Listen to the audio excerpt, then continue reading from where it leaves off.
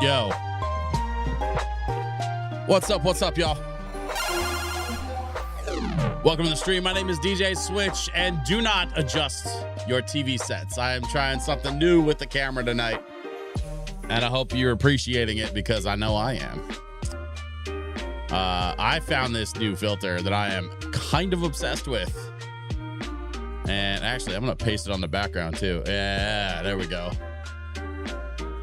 So I've got some new filters and effects and stuff that I've been playing around with. Let me know if it's too much. I'm not going to do anything different because I love it, but just let me know if it's too much, just so I know.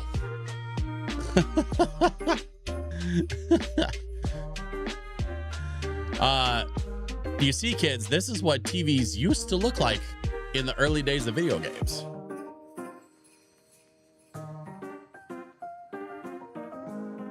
So I'm gonna take y'all back to the CRT days, and we're gonna try it on tonight. We're gonna see how we like it. If we want to keep it, I think it'll be fun. In the meantimes, we got some more Power Wash Sim to do tonight, so let's get to it, shall we? Oh man.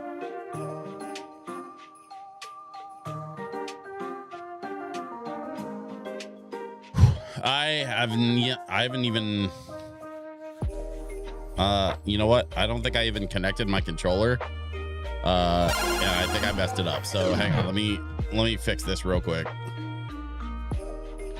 Oh, no, wait, I think it's working now. Yeah, it's working now. Okay.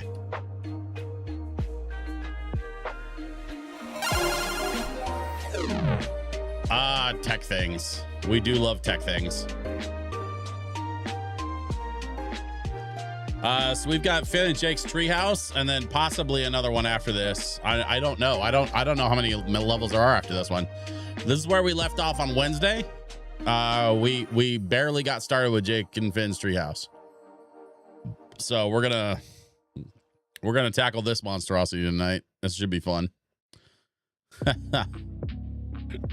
I think I gotta start with the actual house though. I mean, technically I started with a couple little things up on the top side there. We'll get to them when we get to them. But since we're actually tackling the level proper tonight, I think we start down here and just work our way up.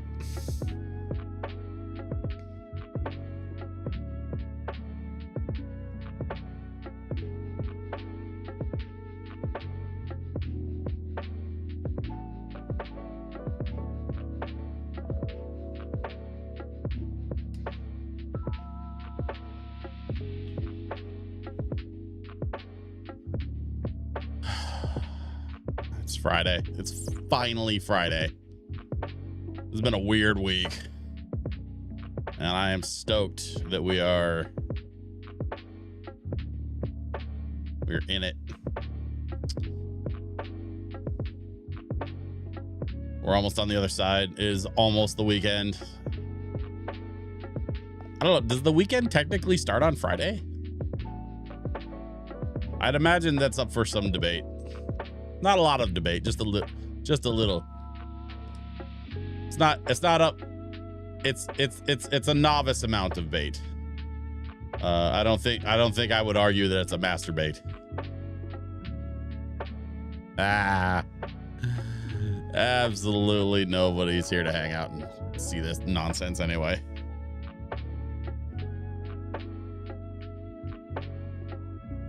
But that's fine.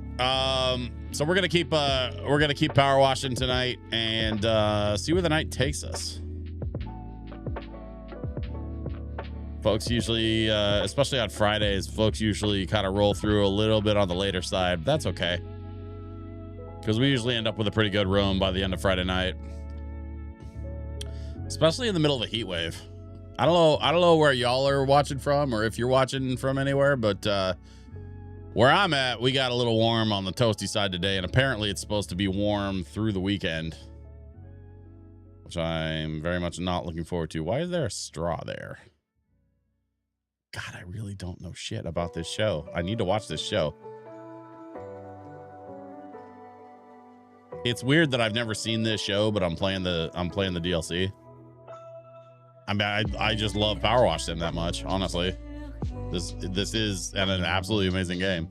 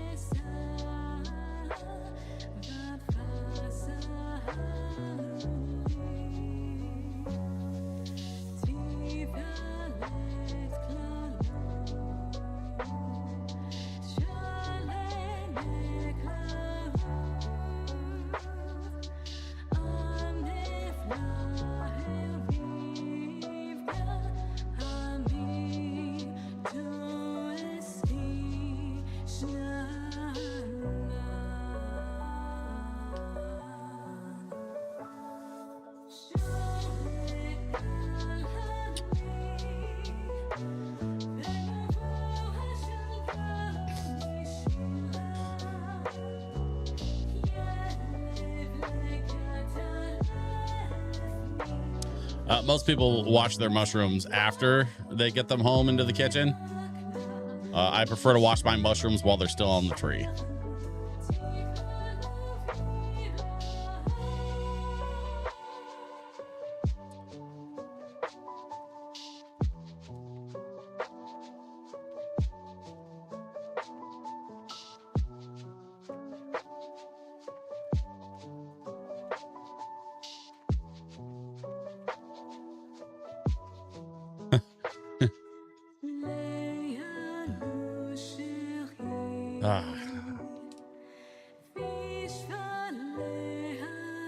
A little bit of Friday night power washing. Never hurt nobody. Hope y'all are having a good Friday evening, by the way. Shout out to the folks who are lurking tonight. I want you to know that you're welcome here. Please feel... I hope you feel under no obligation to say anything in the chat. I'm just glad to have you here hanging out. Even if I'm on a second or third screen. I appreciate you all the same.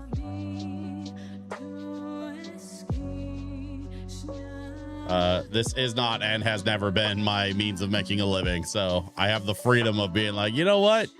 It's cool.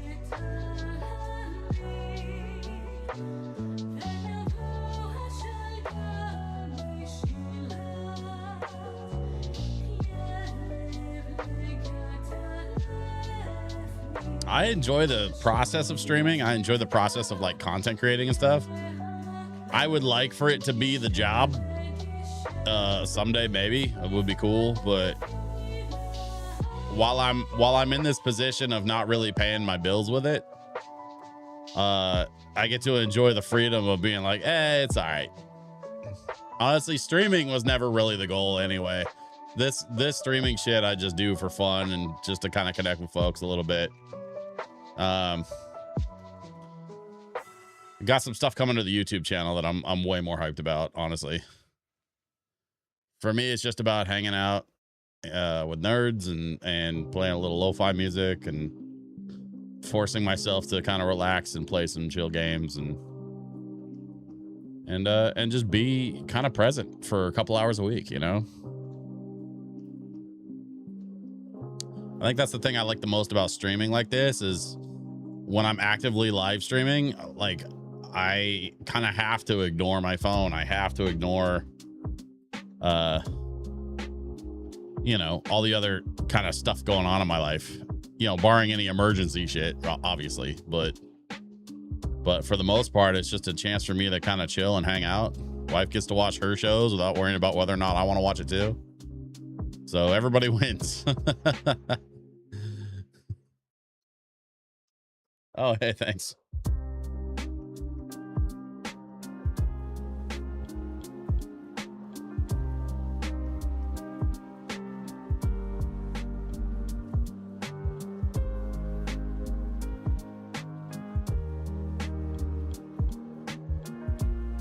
There we go. A little underside. I got to get the top side of this roof.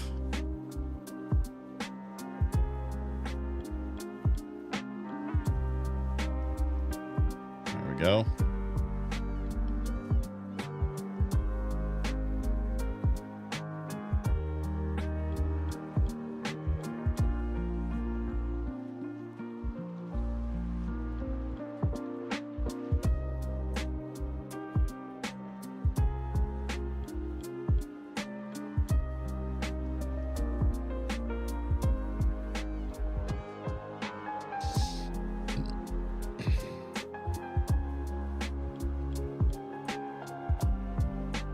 What am I missing? That? Yep, that was it.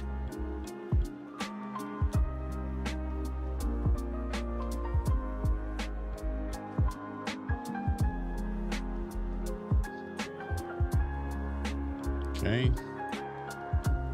Slowly chipping away at the roof of this house before we get into the tree side of things. There's a big ass tree, but we're gonna just chip away one little bit at a time. We don't need to be in a rush because we're gonna get there all the same.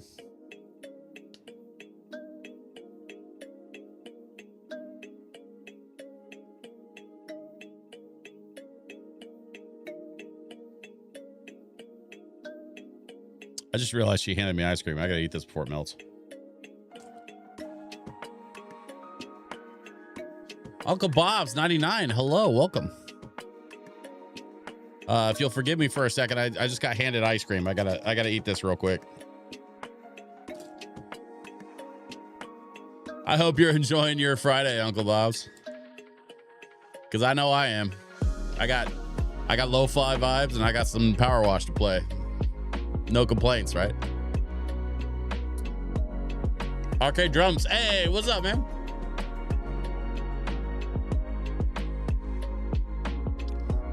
I guess you saw the party was over on Twitch. I just started streaming on YouTube last year. I've been on Twitch since 2000. I've been making YouTube videos longer than that, but I started dual streaming like late last year. So most of my peeps are over on Twitch. So you're in the right place.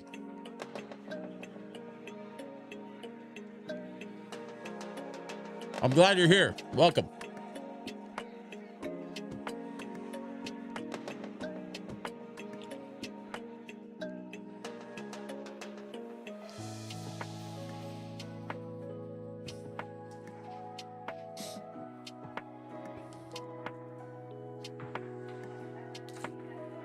I just got to scarf this down real quick before it melts.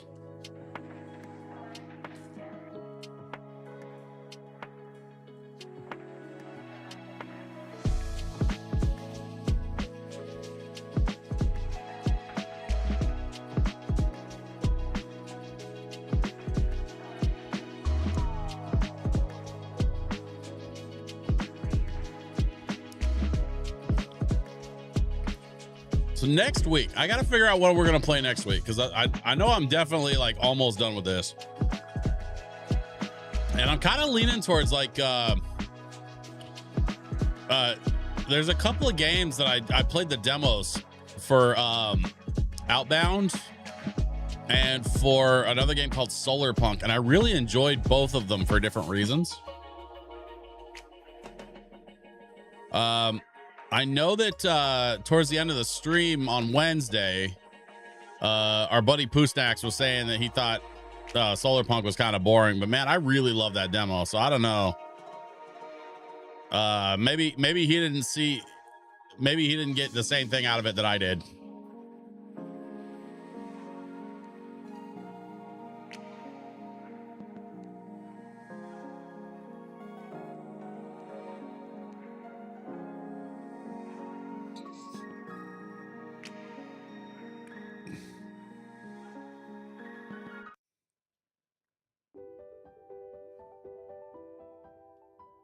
What the hell?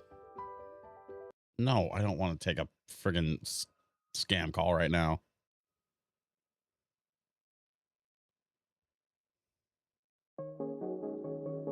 Stupid.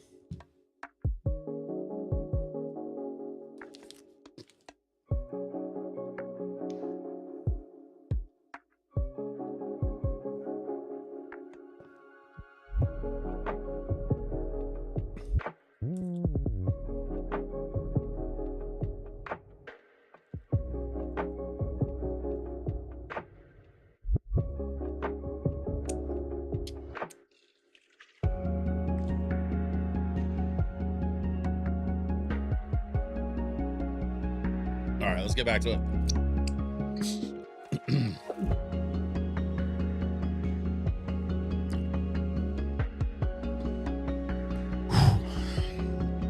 So I've got something fun planned for, actually I got a couple fun things planned for this weekend. Actually, Uncle Bob's, you'll appreciate this. I've got something on the books, something extra on the books with Sirius Black this weekend. On top of our usual XG stuff and our usual vinyl stuff, there's a third thing that we're planning for that I probably have already said too much, so I'm not going to say more than that. But you're gonna get a little extra dose of your boy over on Sirius Black's channel this weekend. Next week probably. Kind of depends on when he edits everything together and gets it out.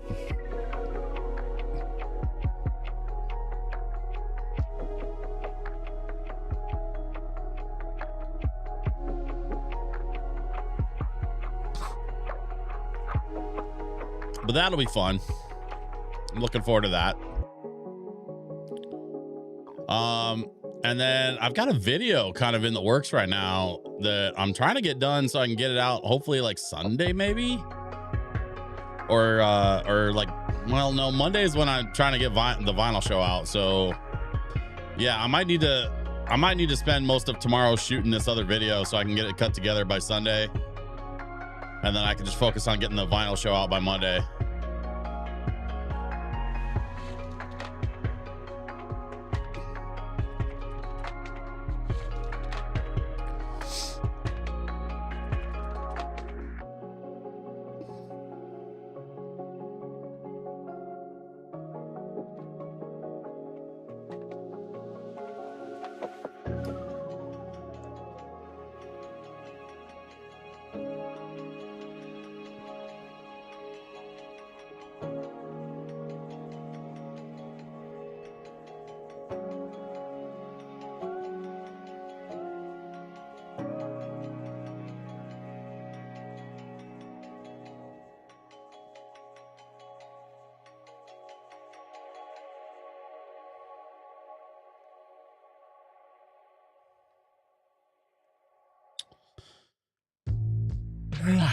There we go.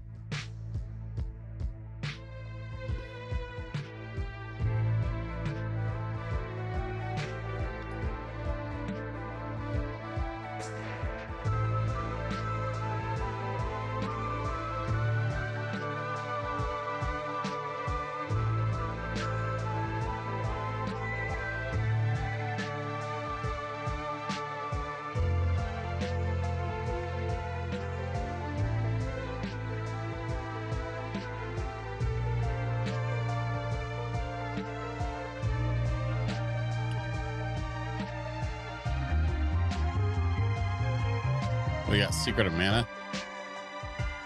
Yeah, there we go.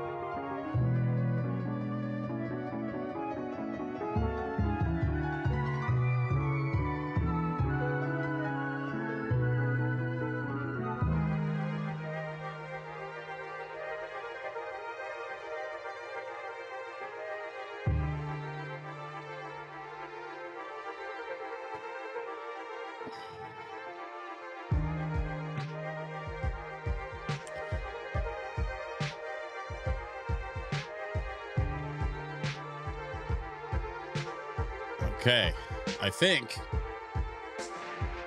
that's the house part pretty well sorted. Walls look good, ceilings look good, windows look good, baseboards look good.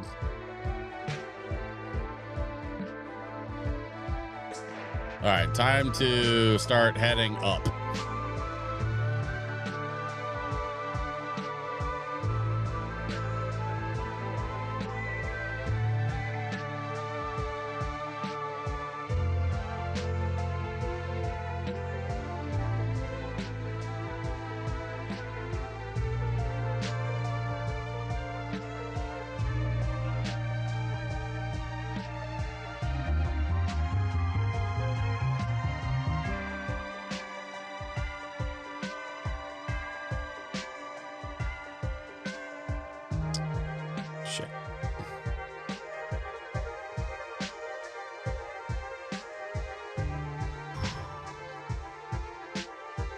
I lied. There's more house.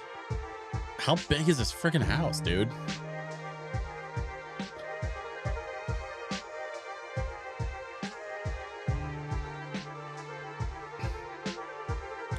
Why is this here?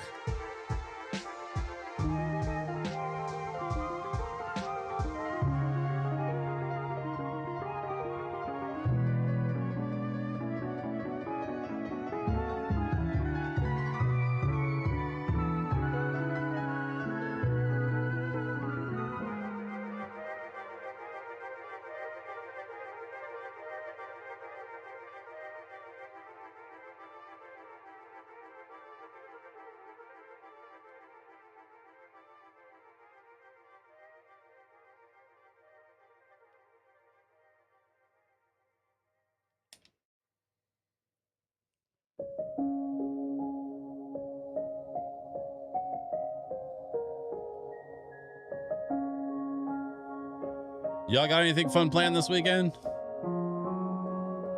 I know I got a whole lot of work I'm doing this weekend, so it's gonna be just a lot of that kind of thing. I'm just gonna be working.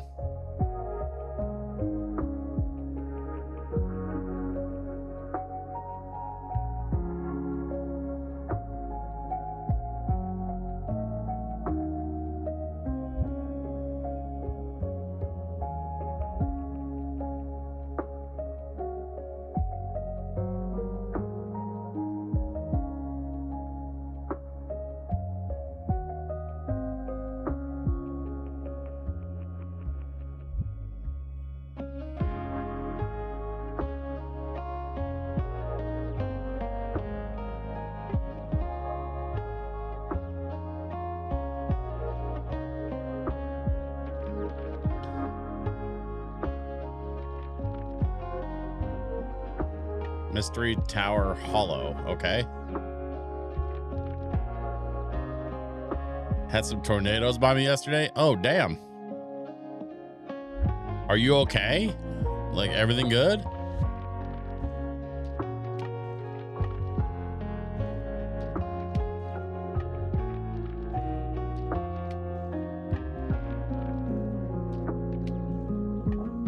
Seems like your internet still works, so that's a plus.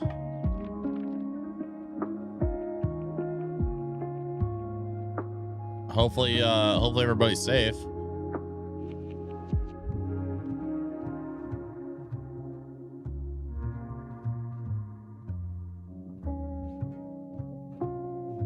The tornado's crazy, bro. It was by Indianapolis. Oh, okay. Wait, if I remember right, that's about 2 hours away from you?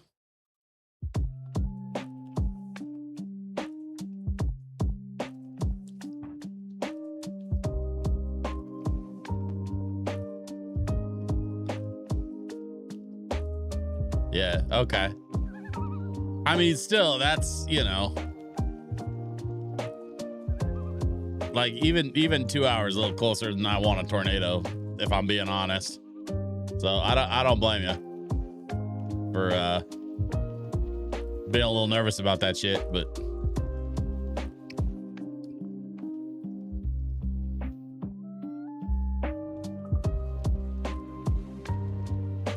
yeah, man, tornadoes are no joke. I'm glad you're okay, and I'm glad it didn't like turn towards your direction at all.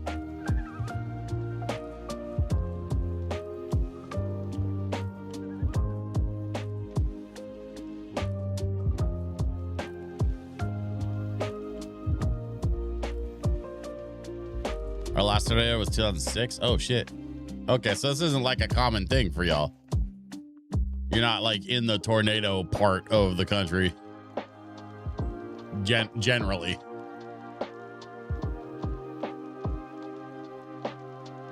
I'm out here in the Pacific Northwest, and our biggest problem is it doesn't rain enough anymore. Hey, Snowhole, what's up, man?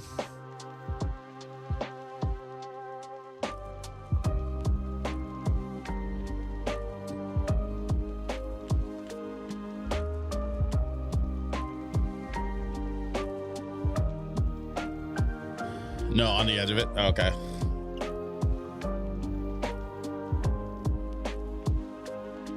Enjoying your day off? Nice. I'm enjoying these new VHS and CRT filters that I found on my camera, and I put them on my background too. I have a lot of fun ideas for these filters. I'm still debating on how much I want to how much effort I want to put into going crazy with these like OG film, like weird, like fuzzy film vibes. I don't know. It definitely feels retro. Gonna need you to upgrade your antenna ears to HD.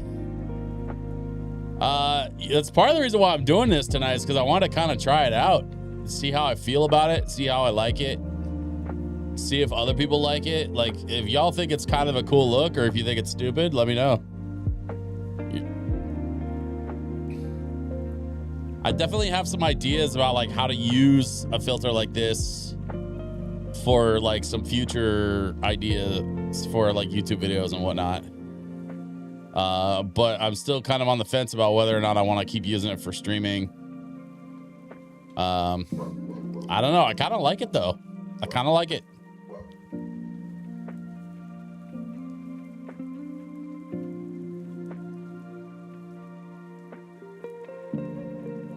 Sorry, I had to yell at my dog.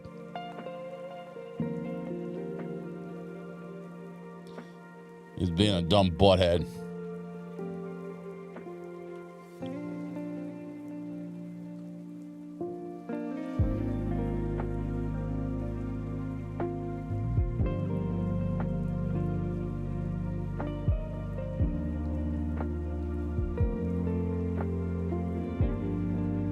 Probably doing this like the hardest way possible. I probably need to like oh shit, I fell.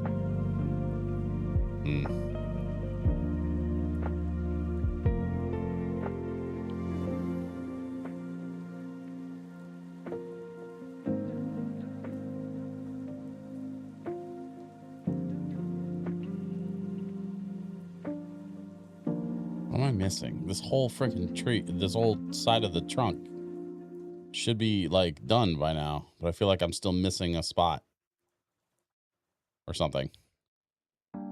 Got the bucket rope. You know what? Let me grab this thing. See if I can, how close can I get with it?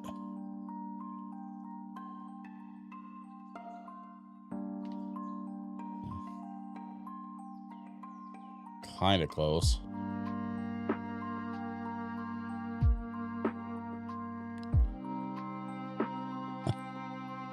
I was gonna slap my monitor until I realized it was a filter.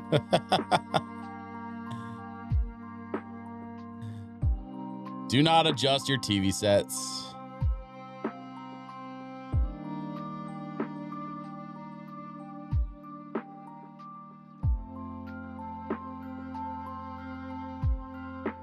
I am, in fact, coming to you live in all of my 480p low filter glory.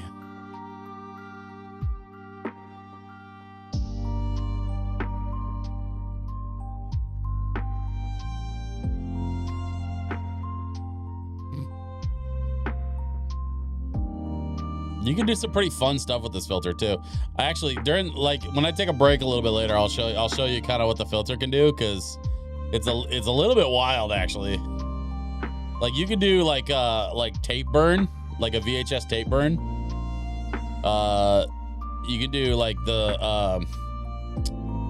I can't remember what they call it, but it's like when the stripe goes up the screen from like the VHS damage. You having flashbacks to your video toaster days? A little bit, yeah.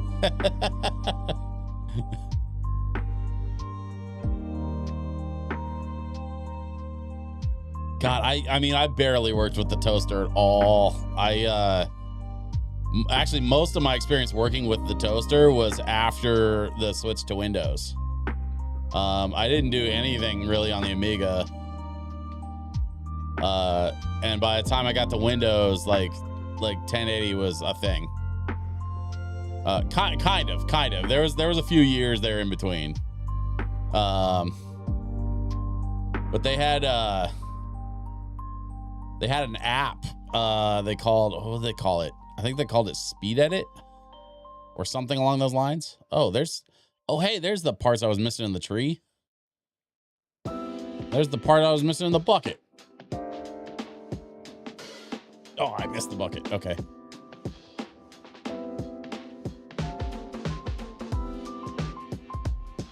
Let's see if I can get back up in there. See if I can get that bucket. Where's the bucket? The bucket's right here. Okay. I got the bucket.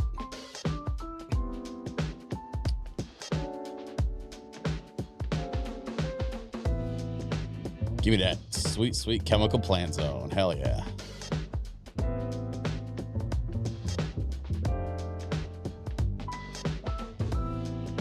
Sonic the Hedgehog 2 all day, every day. I don't know if it's the best game soundtrack ever made, but it's certainly one of my favorite game soundtracks ever made. Sonic the Hedgehog 2 is,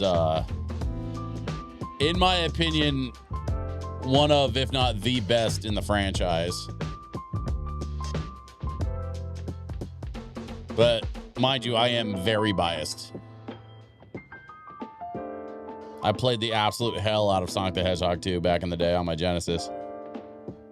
That was actually the first game I ever beat, was Sonic 2. No guides, no cheats. Just busting my ass through every single level of that game.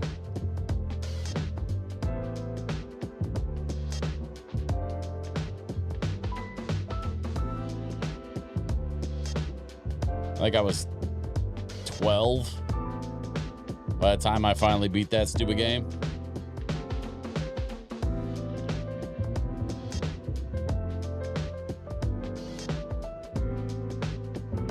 And by that point, it had been out for a while. Like it was getting old even by Genesis standards. By the time I actually beat the damn thing. Like the Sega Genesis had moved on from the black boxes and started doing the red boxes. And I was still playing Sonic 2. I had a couple red box games, you know, like, it was a whole thing. But the Genesis, like, especially for what it was, the Genesis had a weirdly long life cycle. And they kept, like, building attachments to try and, like, add on to the Genesis ecosystem. That's how you ended up with the Sega CD and the 32X and the Tower of Power with the Sonic and Knuckles and all that. Like, they just kept adding shit to the Genesis instead of putting out a new console. Game I played the most was Contra. Uncle Bob's, did you play Contra on the NES? Was that like your go-to?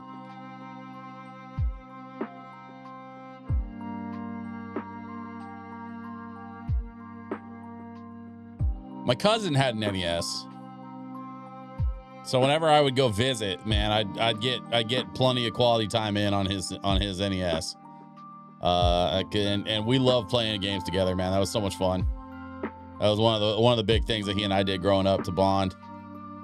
We bonded hard over video games, man. My cousin was 2 months younger than me, so he's basically like we were basically brothers. And anytime we got together, man, it was all about that video game life. Just fucking loved us some video games, man. What's funny is he still, like, to this day, we're in our 40s and he's still sending me shit on Instagram about video games and Ninja Turtles and all that stuff. Dude knows what I like because he likes all the same stuff, you know?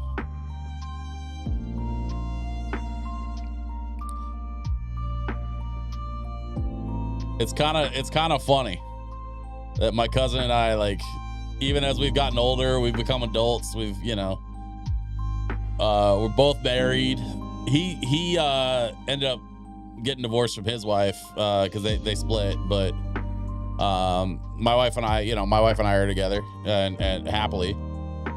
But like we're at this stage in our lives as adults where we're very much like firmly in the middle age area, like age wise. We're both very firmly middle-aged adults with like houses and kids, and well, he's got kids. And yet we're still like he's still sending me Ninja Turtle stuff and occasionally like classic wrestling stuff. Cause that was the other thing we bonded over besides video games, was like we were both like into wrestling in the 80s and 90s. So that was another thing that we connected on a lot. And then, movies and music, just all the stuff.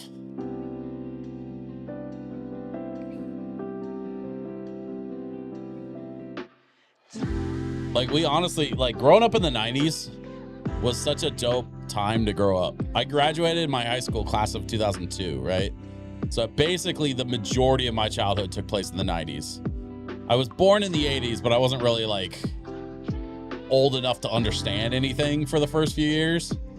And by the time I was old enough to be aware of any damn thing, it was already, 89, basically.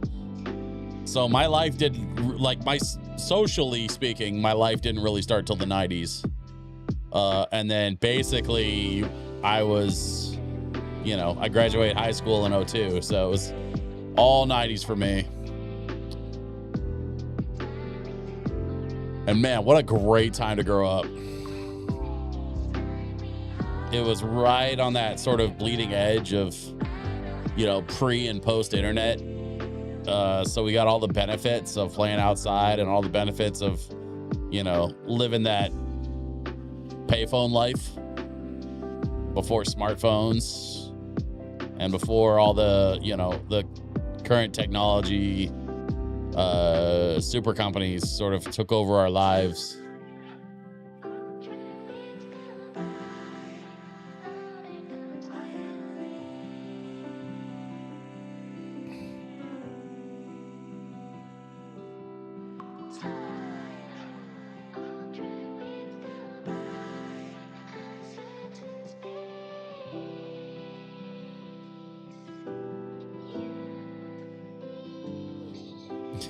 Yeah, remember payphones? Did you ever do that thing where you called collect and then tried to like fast talk your entire message into the thing where it says say your name after the beep? And then they go to like answer the phone and it's the collect call from, hey, it's me, I need you to come pick me up. And then you just decline the collect call and then, because you got the message or whatever. Man, that is such a weirdly specific and unique experience that a lot of kids are just never going to understand.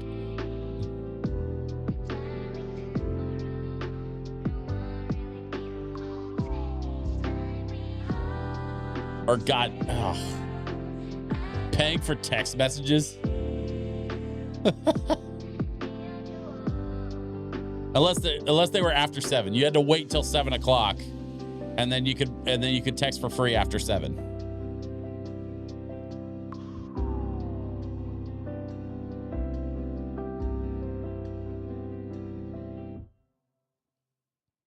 I don't remember what year I got my first cell phone. I want to say it was high school, so it would have been like 98. Yeah, I think it was when I became a freshman in high school. I got my first cell phone. I was 14. It was like fall of 98. And I got this little like brick phone. One of the old like Nokia 3300s or whatever. It had Snake on it. It had the green screen with the Snake on it. And I just sit there and play Snake all day, every day. Burn up my phone battery. Didn't matter. I just, throw it on the charger when I got home.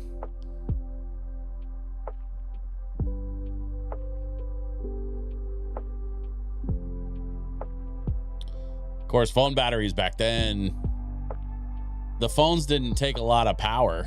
So like, you know, you could play games on your phone all day and still have battery left by the time you got home from school. Really wasn't that big a deal.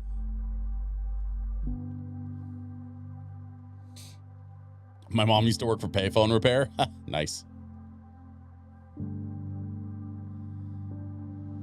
There was a podcast that my wife used to listen to. It was a few years ago. And they did this thing where they called 411 to like find out about like how they're still functioning as a service. I guess they're like partially subsidized or whatever. And so 411 still works, and you can still call it to get information about certain things, especially in certain markets. Because there's still places where they either don't have cell towers, or they still like partially rely on like payphone networks and stuff, which is just wild to me, man.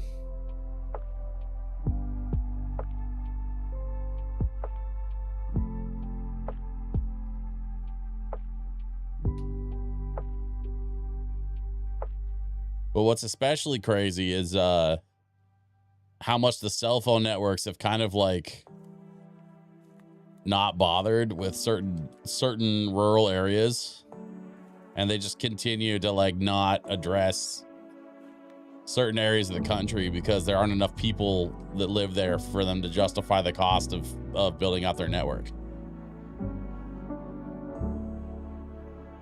Or calling to check the weather. Yeah, right. I remember that old joke of like, if you need to check the weather, you stick your hand outside.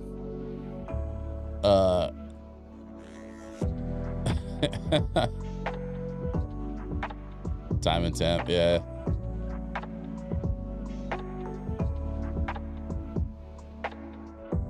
No, the cell phone services and the internet services, the ISPs, there's still areas even within the US that don't have access to like cable internet, let alone fiber, right? And it's absolutely crazy that there's still like chunks of this country that don't have access to those kinds of services, all because those services are still privatized. They haven't been incorporated as national utilities yet, which, you know, may never happen. I don't know. I don't like getting into politics on this channel. I kind of have a no politics rule, so I don't want to get too deep into it.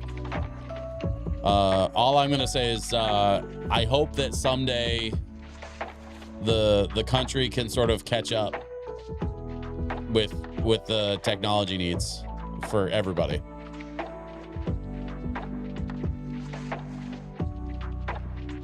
Because I think that would be nice.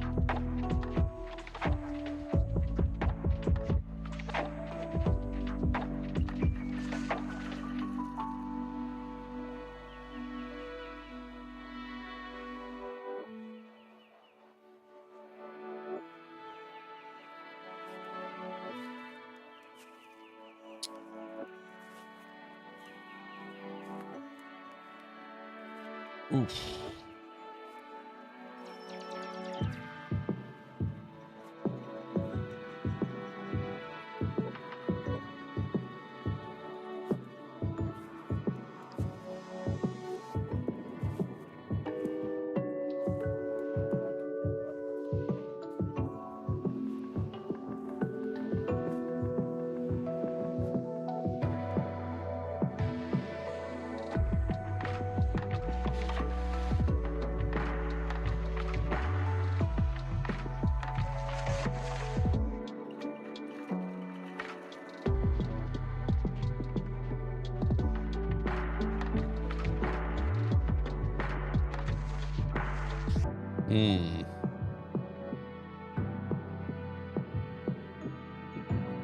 See how much of this underside I can get before I climb that ladder. I'll try to get as much as I can. Because once I go up that ladder, I don't really want to come back down. I'm probably going to fall down. Because honestly, I'm a bit of a klutz, especially in this game. There's no fall damage, so I don't really care about it.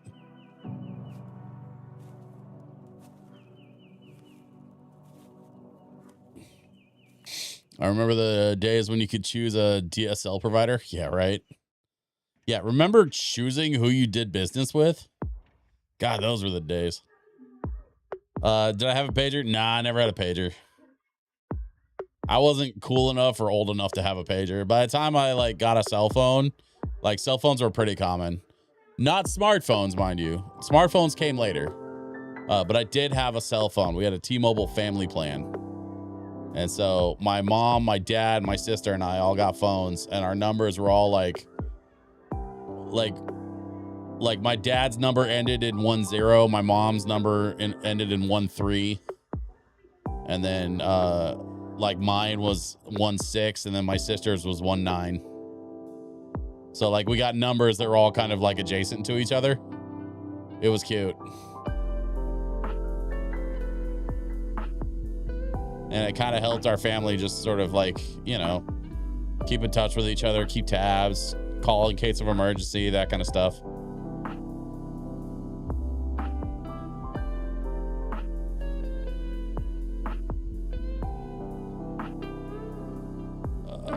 Shit, how am I going to get this thing?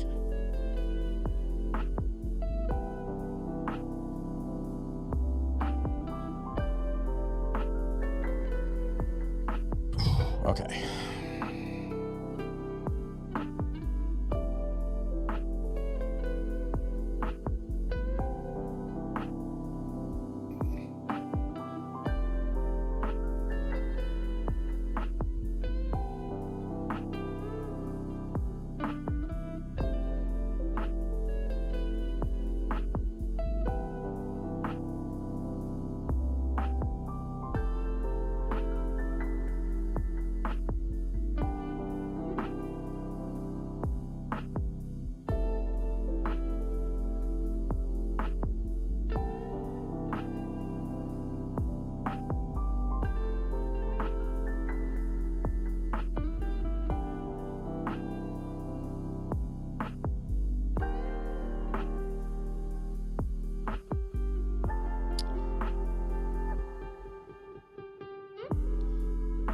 There was a party I was trying to do last year.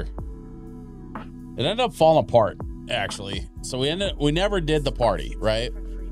But there was this party that was like Y2K themed. No one can change it. And man, like, A thing that doesn't change. I'm really bummed we didn't get a chance to do that party because I was playing one hell of a like throwback playlist from the era, late 90s, early 2000s. And Of younger days. the artwork, we had this artwork done by this dude where he like incorporated all of this like really insane like all these insane references to like the culture back then, right? It was like 90s, 2000s, lots of like He-Man, Ninja Turtles, Power Rangers, you know, Batman, X-Men, like all the stuff, right? All the stuff that we were into in the late 90s and early 2000s, but you know, from back in the day.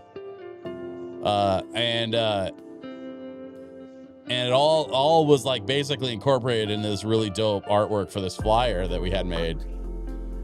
I might even be able to show you guys here in a little bit.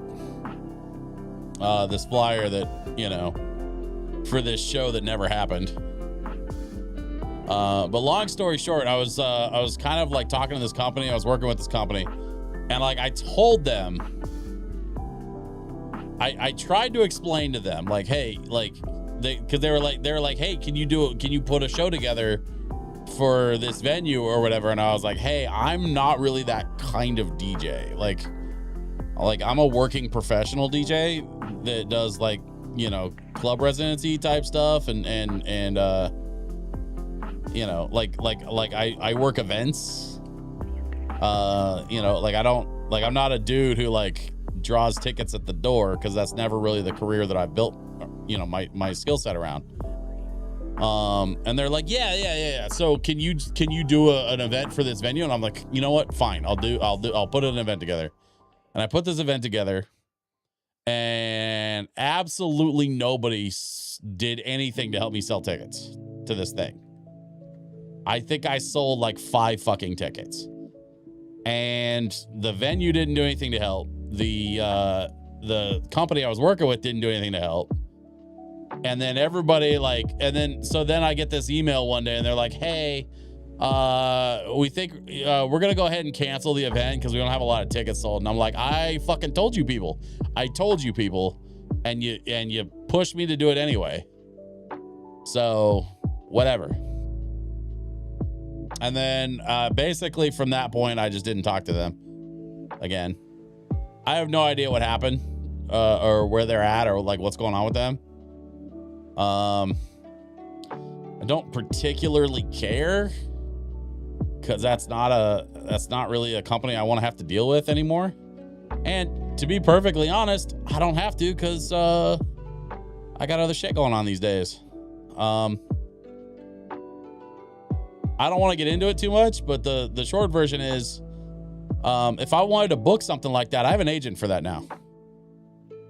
And I would just have him do it and have him figure out the pay and figure out the travel coordinating and all that stuff. Like I don't need that shit. And that kind of frees me up to just focus on doing what I'm supposed to be doing, which is the music. I'm turning this into a little bit of a rant, and I apologize.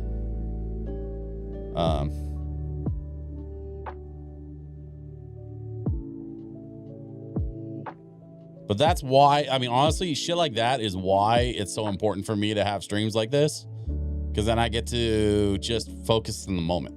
That's kind of what I was saying earlier. Like, something like this allows me to just kind of like tune everything else out, tune out the bullshit and the noise, and just enjoy this and nothing else. And it's kind of the best. And having you guys here to like hang out with me and like bullshit with me in the chat, honestly, is even better. So like, I would be doing this whether you guys are here or not, but I cannot tell you how much I appreciate that you're here because it gives me somebody to bounce my bullshit off of.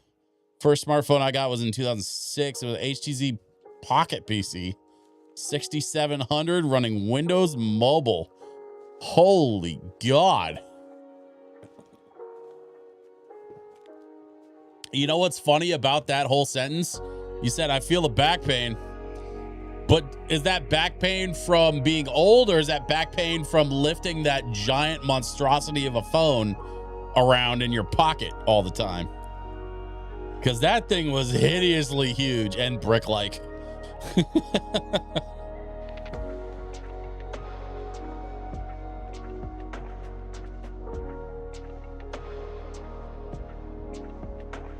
If I remember right, the 6700 was the kind of phone you could kill a man with.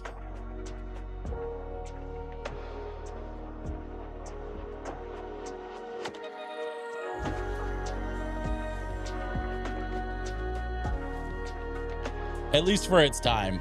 You know what's funny? Technically, smartphones are bigger now than they used to be. Gonna say yes to your question and not be specific about which part of the question I'm saying yes to. Fair. What's funny to me is like smartphone screens have gotten so much bigger now.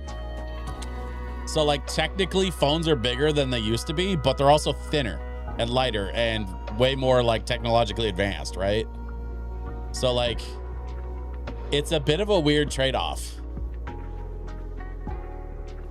Because like I remember my Nokia, for example, right? That first Nokia I got, the 3300 or 3310 or whatever it was.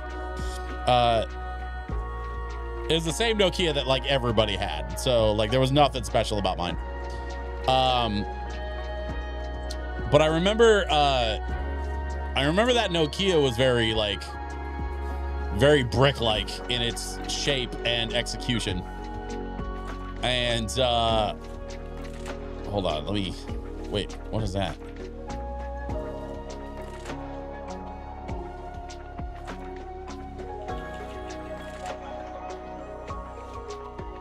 Oh, there we go. Let's go variable for this. Oh, the variable's working nice. Okay. All right, let's rock the variable for a little bit. What was I saying? Oh, right, yeah. So the Nokia was very brick-like. But so much of that was just the like dead weight from the battery and the plastic. And smartphones now are so thin and light, it's mostly just screen with like a little aluminum shell that will bend in your pocket if you look at it funny. Then they have like with the iPhone 7s, did they have like a bend gate or something? Or was it iPhone 6 or something? It was one of those. They had something, they called it bend gate, where the iPhones were like bending in people's pockets and then getting stuck like that because of the aluminum inner shell.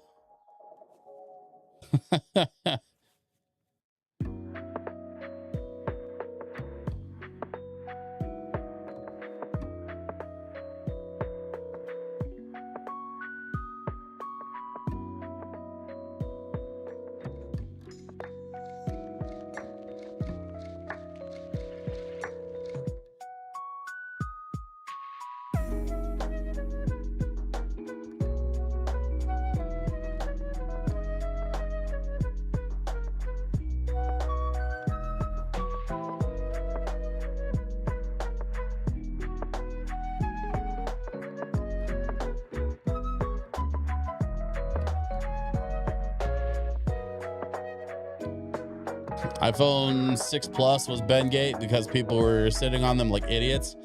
Well, yeah, there's that too. You know what's funny is I had a 6 Plus. It was like leftover from my old job. And it was in an OtterBox case, so it didn't get bent. It was actually in great shape. And still worked fine.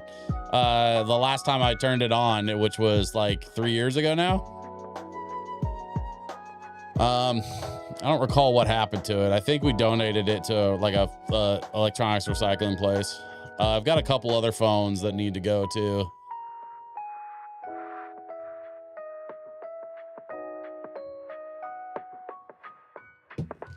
I'm sorry, what? AI viewers? No. I think you need to get lost.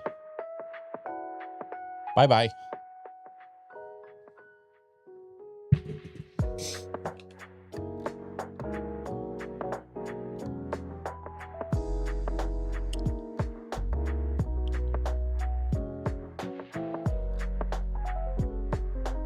I'm not a big iPhone guy, right? I don't know if we've ever like actually talked about my relationship with Apple, but short version,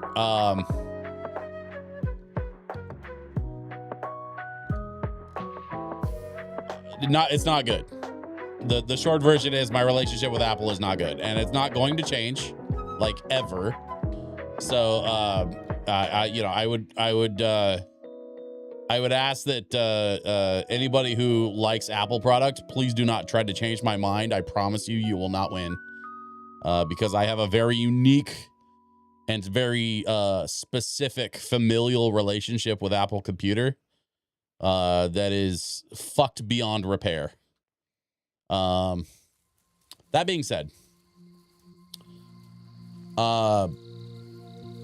I had to have a couple of iPhones for my old job because my old job, the last like full job that I had, I was working for a mobile game studio, and I was working for, quality assurance for this mobile game studio. And so as QA for testing purposes, we had to have an older iPhone and a newer iPhone to be able to test both, right? You want to be able to make sure that the app works on the older stuff as well as the newer stuff.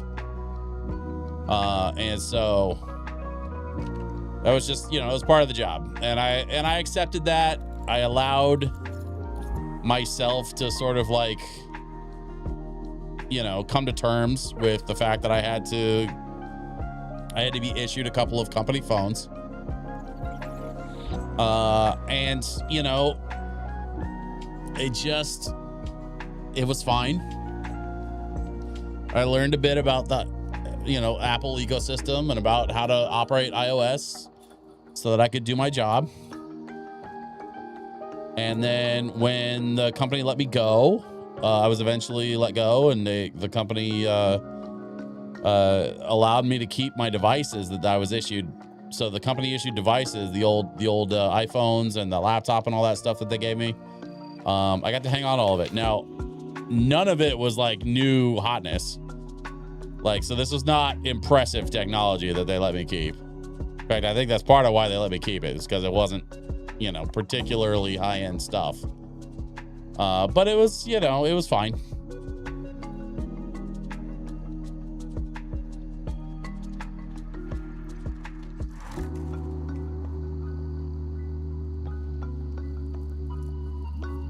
I ended up with an old spare laptop.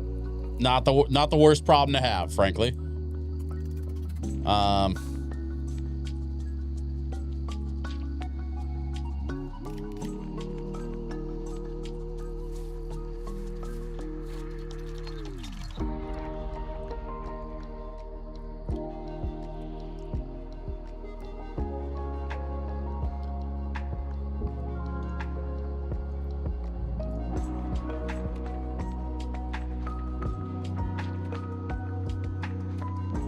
What am I missing? I'm missing something. Is it this shit? Oh yeah, I guess it was, huh? So I was like, why is that upper trunk part not clearing? It was just this little bit right down here. Okay, well, whatever. Let's get this. Probably need to do the top side of that. Also need to do the underside of this railing while I'm down here. Yep, there goes the railing.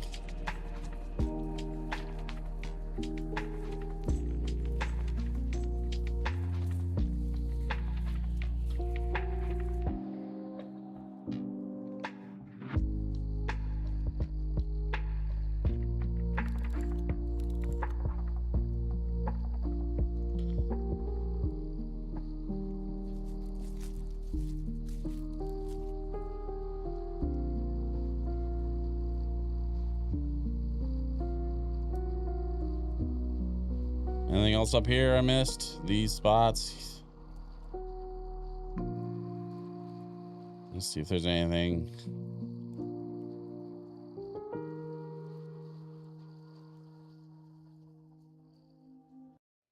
No, does not appear to be any other problems here. So we're gonna just keep on keeping on.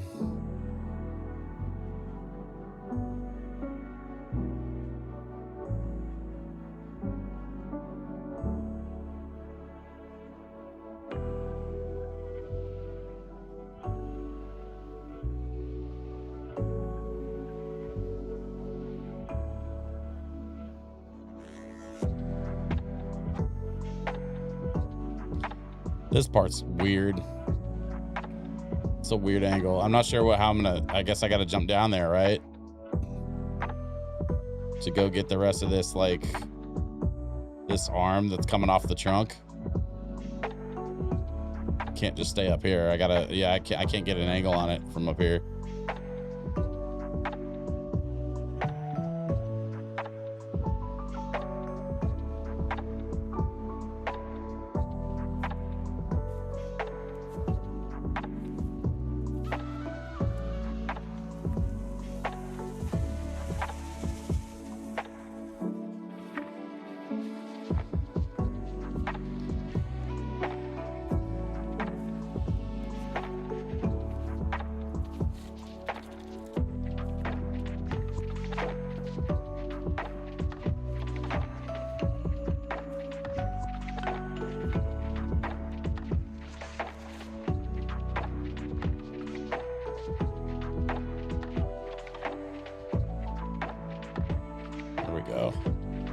Get the ladder. Okay, so now we just got the underside.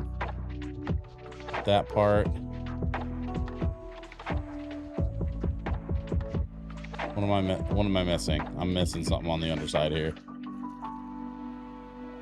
Oop, there's a spot. Can't let that go.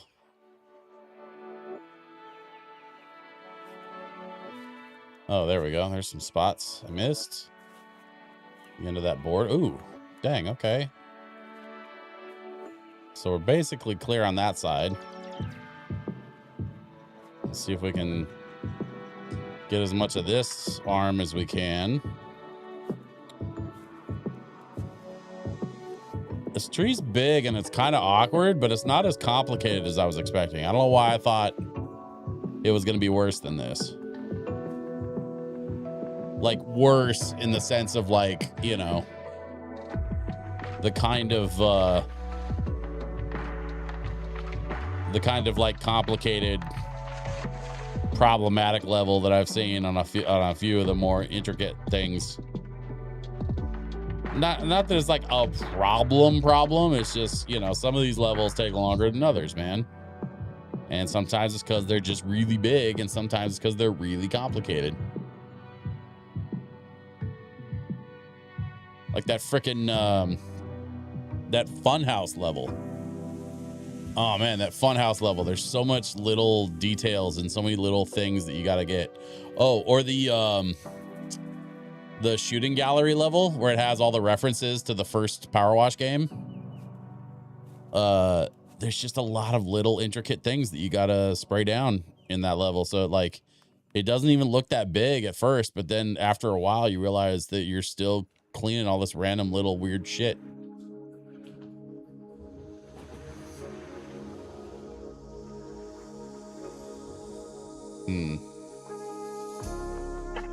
Let's try this, see if we can.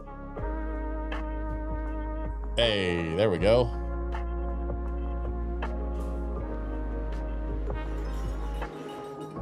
I think I figured out the secret. The secret to getting the trees is using the window washer seat thing. See if I can get this rope. Get around the other side. Is that the rope? Yeah, that was the rope. Okay. Cool.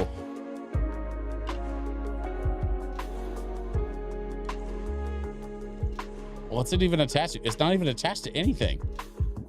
It's just up here, just chilling.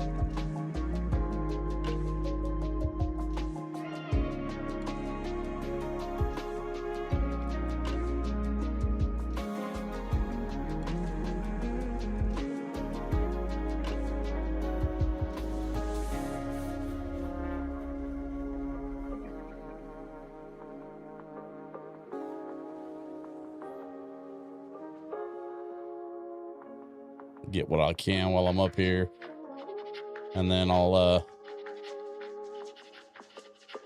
have to go up the other side, I think, to try and get some more of this.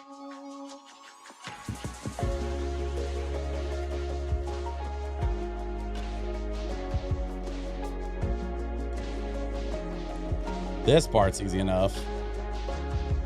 I can get some of that. Little of this. How do you like them apples? I don't know why I said that.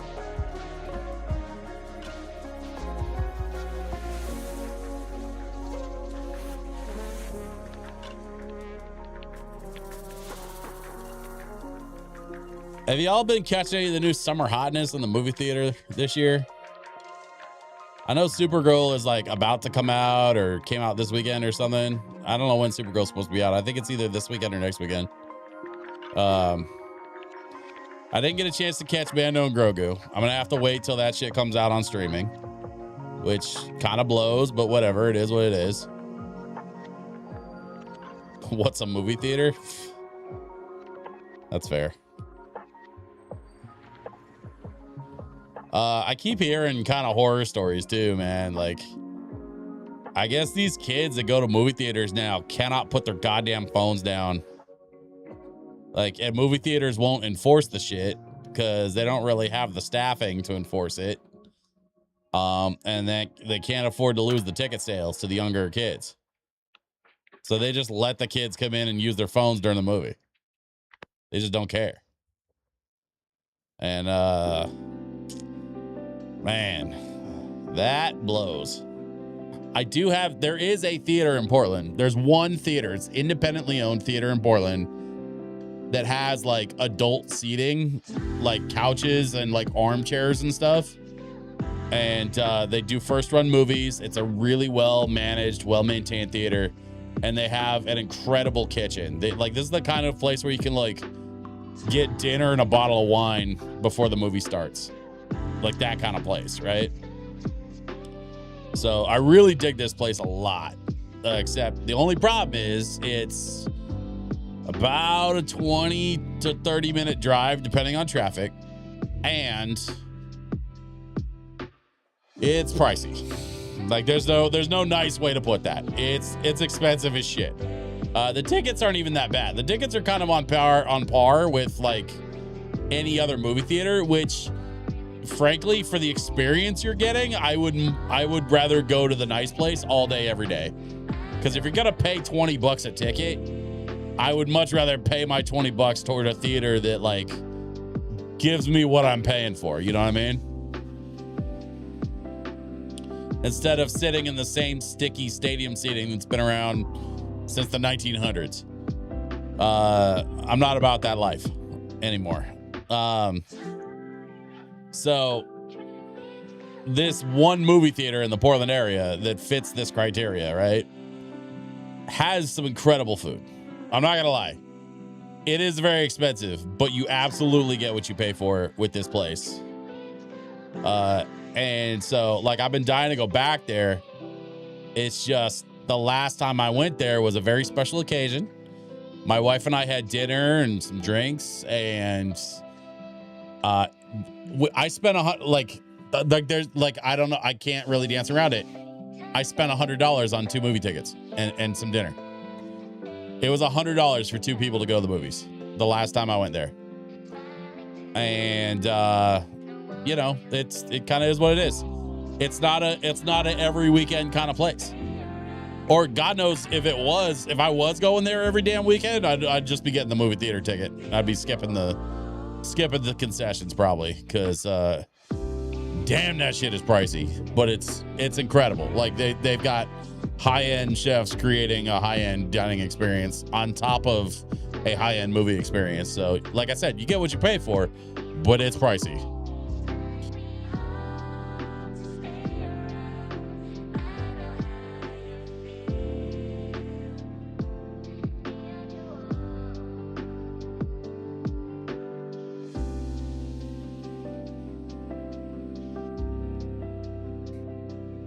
Actually, you know what?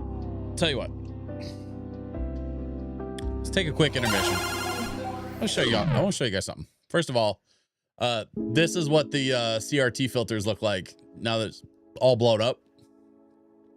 I got a little bit of like a chromatic thing going on, little bit of interlacing thing going on, some phosphor patterns on the screen, a little bit of bloom. Ow, my eyes. Yeah, that's fair. No, that's I think that's fair. Tell you what, let me actually, yeah, this is perfect. Okay, so that's a random image that we don't need to worry about. I'm gonna go in here. Oh, where is it? Where is it? I know it's here. I know I have it. Different folder, maybe? Oh, maybe. Hang on, give me a second. I'm gonna find this damn thing.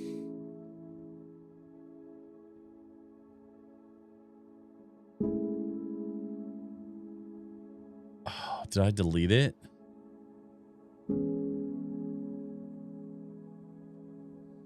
I might have deleted it. Wait, 24? No. 25? No. Double jump credit. Lo-fi at the vault. No. Mighty Release mixtape. Oh man, I think I might have deleted it. I don't see it. I don't see it in my graphics folder, y'all. I might have deleted the damn thing. Probably because I didn't want to look at it. Because I was like annoyed that the whole thing didn't work out. That honestly, that kind of sounds like some shit I would do. Like, there's no point in keeping it because I wasn't gonna play that party. The whole thing got canceled, so why hang on to the artwork? I got an idea. I think I might know.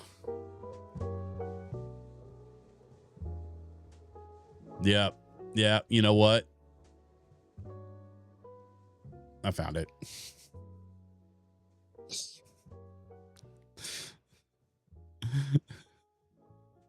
This is so dumb. All right. All right. Here's the flyer I was talking about. Don't worry about the door and the date and all that. That was, 2023. So never going to happen. Actually, if you guys have seen our buddy DJ Poe on the vinyl show on This Week in Vinyl, DJ Poe, it was me and DJ Poe that were supposed to do this party together in 2023. So that's the same DJ Poe that was our guest on This Week in Vinyl a few weeks ago. Over on YouTube. But there was Dance Dance Y2K. It was a 90s dance apocalypse. And then look at all the visual stuff. So there's like a Super Nintendo controller, Bucky O'Hare, and a Sony Walkman. And then you got the OG Raph and Red Ranger over there.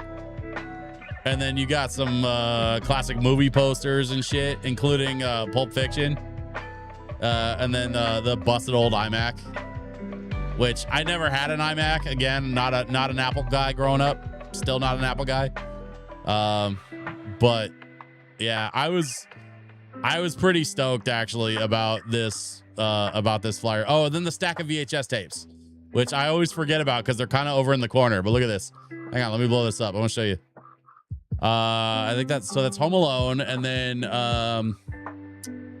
what is that?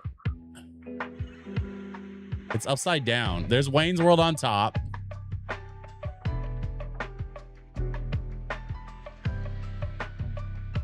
I can't tell what that one is. That's Twins in the middle.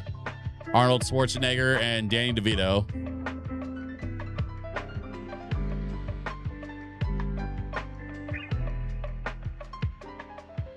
I can't tell. Yeah. So I can tell Home Alone on the bottom, Twins in the middle, and then Wayne's World on top. The VHS tape number 2 and 4, I can't quite tell what they are. So if you guys know what those are, let me know.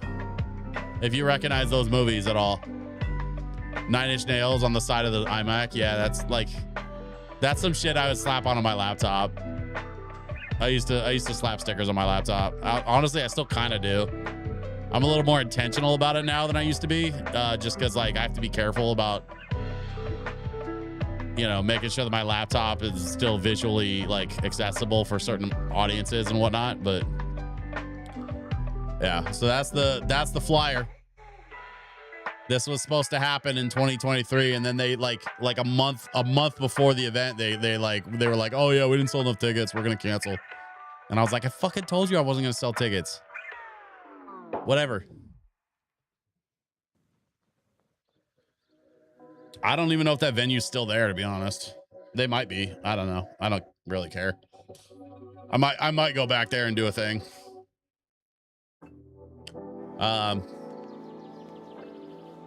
Oh, you know what I just realized? The corners of the face cam are like beveled, like a CRT TV. Oh, that's crazy. Here, let me I gotta adjust this a little bit.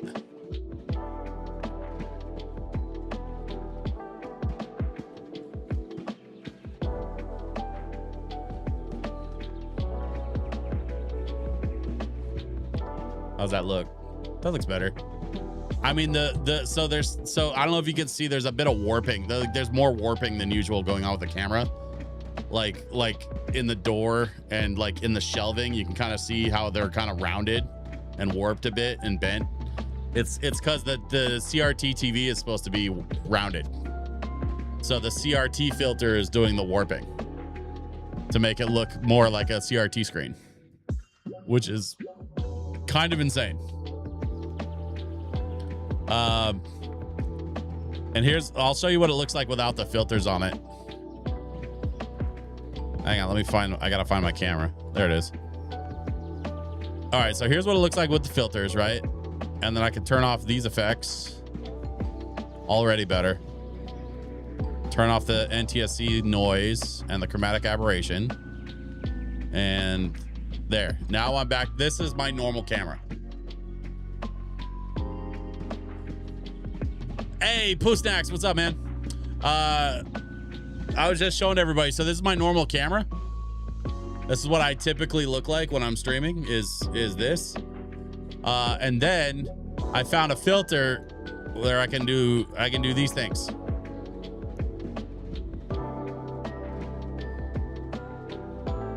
Look, Ma, it's 1989 again. The frame skip, I don't know. The frame skip stuff, I'm kind of like on the fence about. I don't think I need the frame skip. I think I like it without the frame skip because there's still some blurring, some motion blur, and some what do they call it?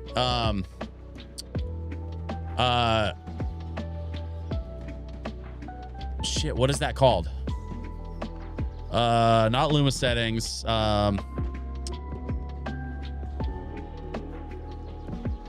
Interlacing. I've got a little bit of interlacing, so that's like the jaggedy edges. Like when I move my hand, you can kind of see it get a little jagged. It's because I've got an interlacing filter that breaks up just a little bit of the lines. Is the filter called New Streamer? No. If anything, this is kind of some like high level shit. Being able to like correctly integrate some like OG film like destruction filters like this is like weirdly, like it counterintuitively, it takes a lot to be able to make your camera look worse. But if this is the retro vibe that I'm going for, then this is what I want my camera to look like, is this. But I'll tell you what, if you guys, I'm gonna let you guys decide right now. Between the guys that are in the chat, do you guys want me to leave the filter on or take it off? And I'm gonna let you decide right now before I continue on with the game. If you want me to take it off, I'll take it off. Oh, look! It looks like when new streamers are using their phone in bad lighting. I mean, it's an NTSC noise filter and a CRT filter kind of combined. So it's like rounded and kind of like phosphorus looking and a little bit bloomy, like a CRT would be. So that's the idea, is that it's supposed to look like a CRT TV, like an old school, like 80s, 90s CRT. Uncle Bob says he likes it. All right. So I got one vote for keep it. Looks like a home movie. Yeah. That's the goal, is it's supposed to look like old tape on a CRT, you know? There's little stuff about it that I like the phosphorus filter on the CRT stuff. I'd say ditch it. While I love the old VHS look, I feel like it's distracting, and also we haven't come this far in technology to turn our back on it. I mean, maybe you haven't. I'm about that retro life, sir. I'm gonna keep playing with those filters. I might try like a more chilled out version of what those filters look like. Hang on.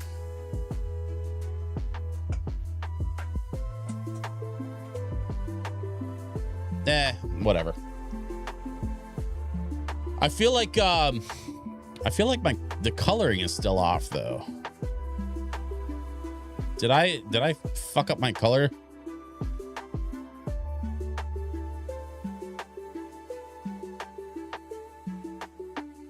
Oh, I see why.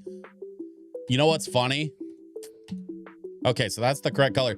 I was like, why does my face look so green? It's because I have this green. It's because the game screen is on my other monitor, and the game screen right now is mostly green. So like if I hit the pause button, see how that changes? Now it's mostly blue because I've got the blue pause screen up. So, I mean, this is what my camera should look like. This is normal.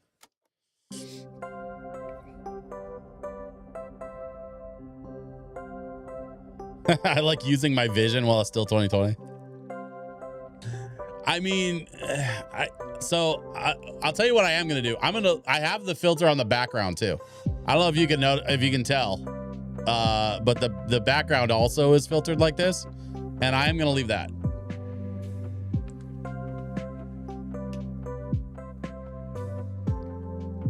I might like, I want to play with it some more, and I might find like a dialed down version of that.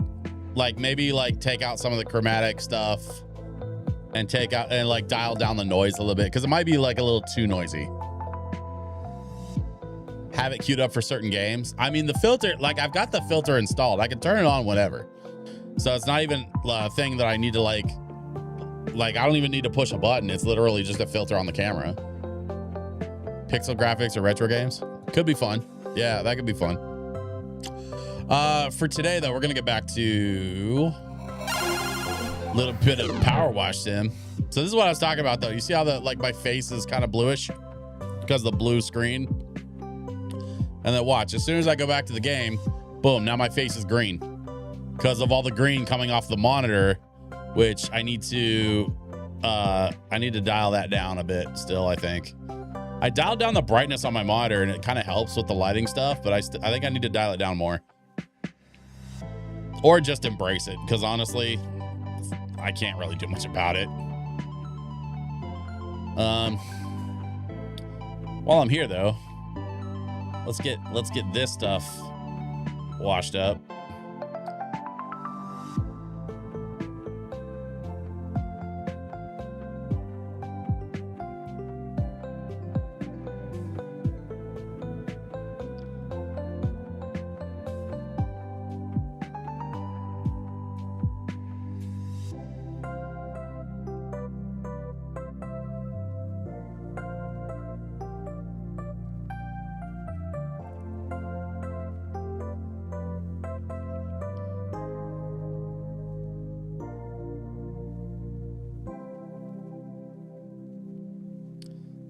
These old vibey synth versions of the Five Nights at Freddy's music actually kind of fit really well with that CRT filter.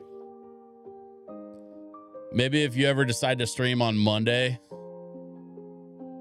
it could be for retro games and stuff, and throw the filter on then. Lynn BL over on YouTube says, just embrace it, man. Hey, Lynn, welcome to the stream. I wish I knew what you were talking about. Are you talking about the filter? Like the retro gaming filter that I had on?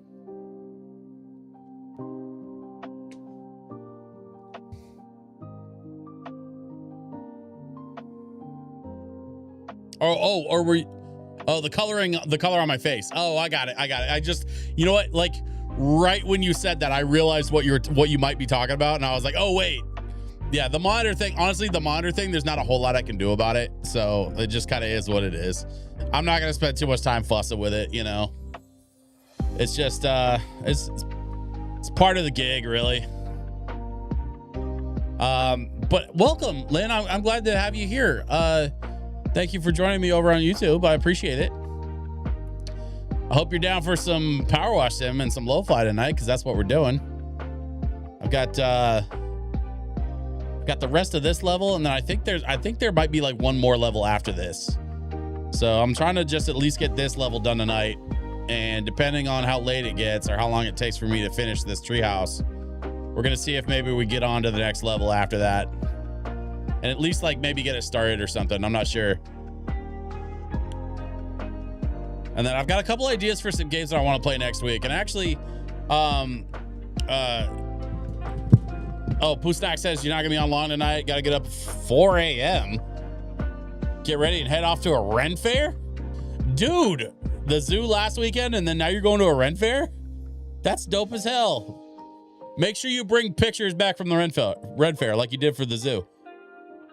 By the way, peeps, if y'all want to see some pictures from Pusnak's trip to the zoo last weekend, there's an entire text thread dedicated specifically to Pusnak's zoo trip in my Discord.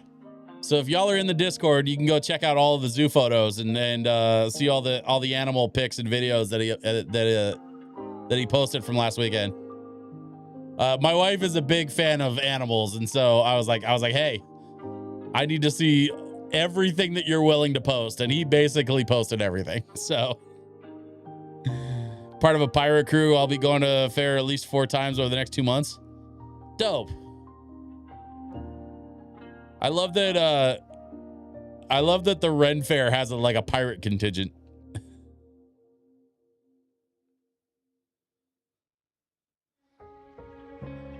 I always think of Ren Fair as like medieval cosplay type stuff or like high fantasy type stuff. Did she have a favorite pick? No. So she had, I don't know if she's had a chance to go through all of it yet. She's been working a lot. And so I think the plan was to kind of check it out this weekend. And then I'll ask her if she had a chance to like go through it. I will tell you of the photos that you posted in the main channel, like the 10 or so that you posted in the main channel. She enjoyed that a lot. She was really enjoying the giraffe, especially the video of the giraffe. And then she got kind of a chuckle out of the raccoon. Because you don't often see a raccoon in a cage at a zoo. So that was kind of funny, but yeah. Nah, man, she just honestly she likes all of it, and I appreciate you uploading that stuff for her.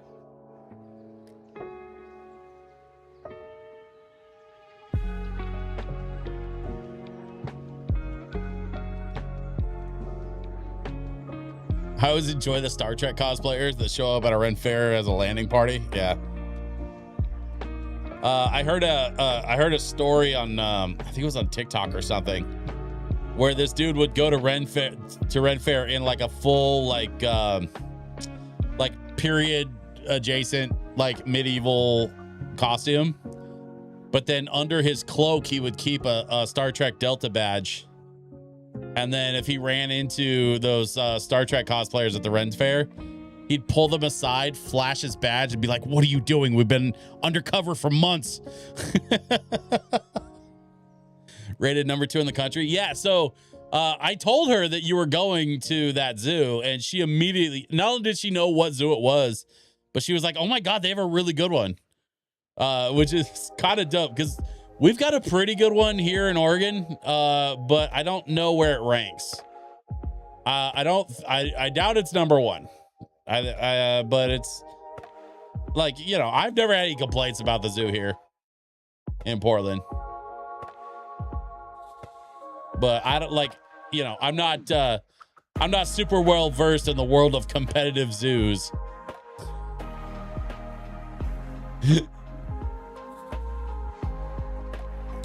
By the way, Competitive Zoos is the name of my Frank Zappa cover band.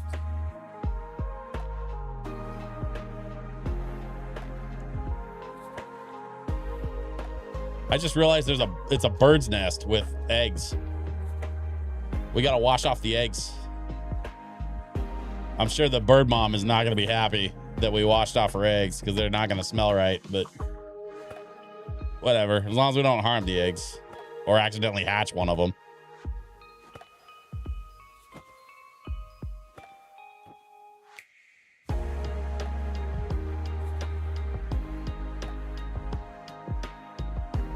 Our fair is kind of everything from furries to Vikings, Renaissance, medieval, and mushroom people.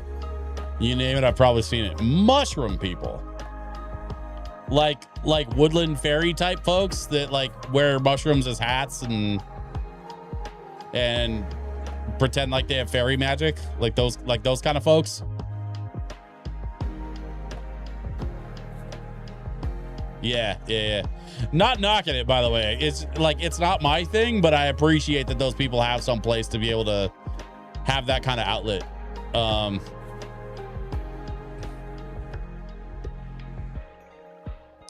So interestingly, I've always wanted to like enjoy a Ren fair. Like I've always wanted to go and possibly even camp at a Ren fair would be cool. I know there's like a lot of weird rules and regulations around that kind of thing, depending on where you go. But historically, Ren fairs have not really been the place for DJs. So I don't really have that kind of experience like I do with like Comic Cons and video game cons. So it's a little bit of a different animal event wise, right?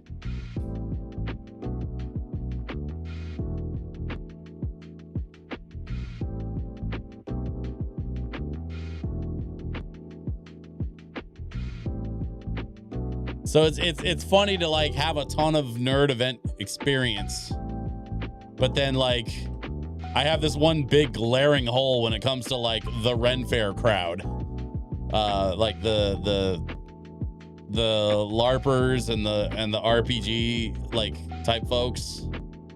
I don't cross paths with them as much as I do the video gamers and the comic and pop culture folks. Just by nature of the beast, right? Like not by choice. Like those are my people. I would hang out at a Ren fair in a heartbeat given the opportunity, but it just hasn't really happened yet. Ren fair, you just go and enjoy, see the shows, buy neat handmade stuff from vendors, eat a turkey leg and drink some meat. Yeah. So real talk, the number of times that I've gone shopping for like a legit bard costume is much higher than 0. Because if I'm gonna go as a character, like I am absolutely gonna go as a bard. But like I wouldn't want to like, I don't know. I'd probably be like a singing bard because I can kind of sing. I cannot, however, play the guitar or any guitar adjacent instruments. So that's one thing that I've always kind of wanted to figure out is learn how to play the guitar and, you know, work on learning just like some basic, like if I can learn some basic chord skills, that's all I really want. I don't need to be the next Van Halen or whatever.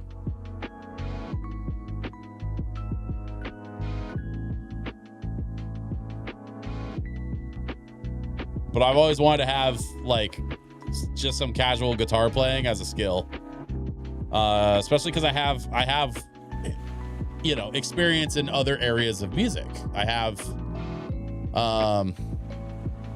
you know, I can do like I'm DJ obviously, but also I grew up as a saxophone player, so like I can read sheet music, and I've done some, you know, some light composition work when I was taking theory classes in college. It's been a while, but I'm sure I could, you know, dust off some of that shit and put it to use if I needed to.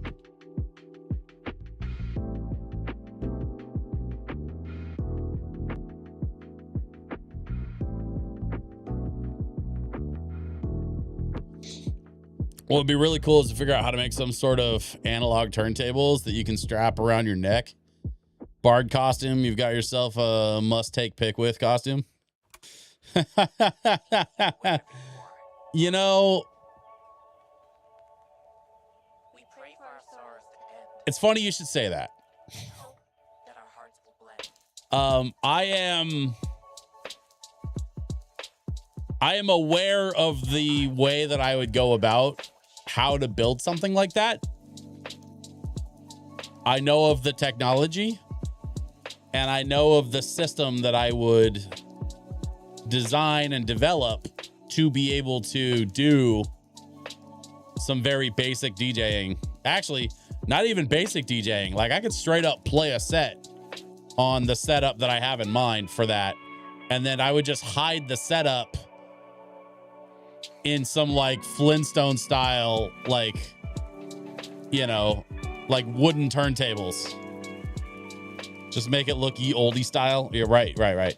So the turntables themselves would be fake. They'd have to be, because honestly, real turntables are so fucking heavy, especially professional turntables. Like, dude, my turntables are 45 pounds each in the cases. They are not light. That's part of the reason why a lot of DJs don't carry turntables around anymore. They're not light. And records even less so. So like I could build something where it just kind of hides a little digital setup. And I know of the software that allows you to use a setup like that on a phone. So I could hide a phone with like a USB drive with some music on it. So like I know how to like actually, and then all of it would run on battery. So like, and I know how to like set up the battery system to be able to run something like that, at least for a couple of hours. Right. And so like, I could make a thing like that and make it work and make it happen. But, and here it's a big but, it would cost money. And not like pocket change money. Like the build would cost money, and then the technology would cost more money. And I would need basically to design an entire rig that was carryable, and then I would need to be in enough physical shape to carry it. And I will tell you right now, I am not in the physical shape to be able to carry something like that around my neck. Or like on my shoulders, like on a harness. I'm hearing goals, not excuses. You know, maybe someday. I think you're right, though. I think something like that would kill at a Ren Fair. I think people would be stopping to get photos and stuff like crazy. It would be pretty fun. But no, the turntable rig itself would have to be fake, because them shits are so heavy. After turntables, a mixer, a coffin, like you're talking about 145, 150 pounds hanging around your neck. That is a good way. That is a good way to go to a hospital. For the real gear, right? So like, sounds like an opportunity to incorporate a cart you could wheel around like a cabbage vendor. Could do, yeah. I like the idea of like a bike cart. There are many worlds. Like dress up like one of those bike carts that you could pedal. One sky. So I could ride around on a bike and then you know, DJ the stuff or whatever. Sounds like an opportunity. Can be. What about can be?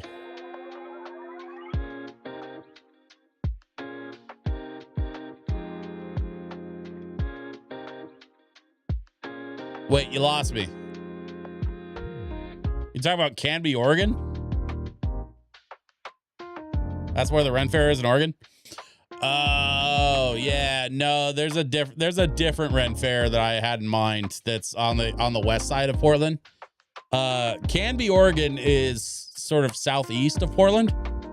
And it's actually not far from where I grew up. So that's what kind of threw me, because like I'm very familiar with Canby. My wife had a job running a video game store in Canby for a couple of years. Like we're very familiar with Canby. And I'm gonna be so real right now. I don't have a lot of interest in going back there, unless I absolutely have to for something. It's not I had a couple friends that were involved in the local politics in Canby, and And they are no longer involved because they moved. I'm sure one had something to do with the other.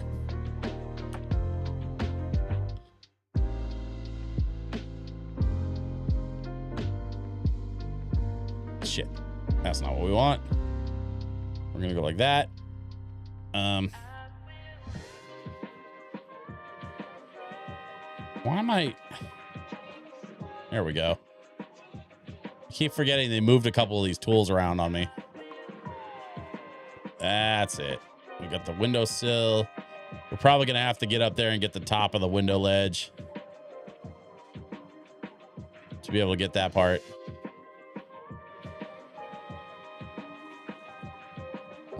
Let's see. There's another window thing up here. Let me see if I can grab that. Wait, hang on.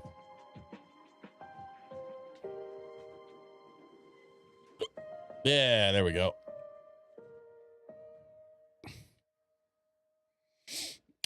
Would you ever DJ at Tomorrowland Festival in Brazil? Maybe. I have a couple friends that have gone to Brazil for retro gaming stuff the last couple of years, and I hear really good things. I hear it's a lovely country. I'd probably be open to it, honestly. Like, I wouldn't say no to that without like looking into it more and like really like genuinely considering it.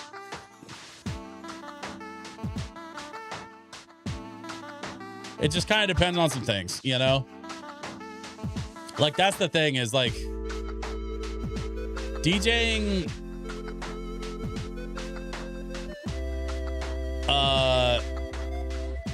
isn't all rock star stuff all the time. Like, when you're a working DJ, like I am, like, I basically have to go into a room and then win over that room every time I walk into a room. Very rarely do I get to just play stuff that I know will work. In the case of like, you know, like when I used to work for the Retro Gaming Expo, I was there for, you know, almost 15 years. And so like that was a room where I could go in and like people knew who I was and knew what music to expect. And that worked out well for me, you know? But the thing is, that's 1% of my gigs. The other 99% aren't like that at all. I have to kind of adjust what I'm playing and what people are expecting based on who's in the room and what they're vibing to. If I play some 90s shit and they're not feeling it, I got to change it up, you know? If I play some 80s shit and they're not into it, change it up. Have I ever heard of Tomorrowland Festival? Yes, I've heard of Tomorrowland Festival. I'm familiar with what it is. That's all the time I have tonight. Try to go to bed, even though I know he'll fall asleep this way. Hey, Pooh Snacks, I appreciate you hanging out tonight. Please try to get some sleep, and please have a good time this weekend at the Ren Fair, man. I hope you bring me all the photos. I want you to take photos and share them in the Discord. As long as you're willing. If you remember, if you have time, all that good stuff. I'd love to see photos of the Ren Fair. That sounds fun as shit. I'll try to get some pics. I usually forget. Hey, don't worry about it. If you forget, don't worry. It's all good.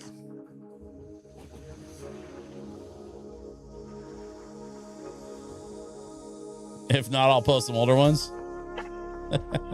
I think you shared one photo of you in a pirate garb, like early on when we first met.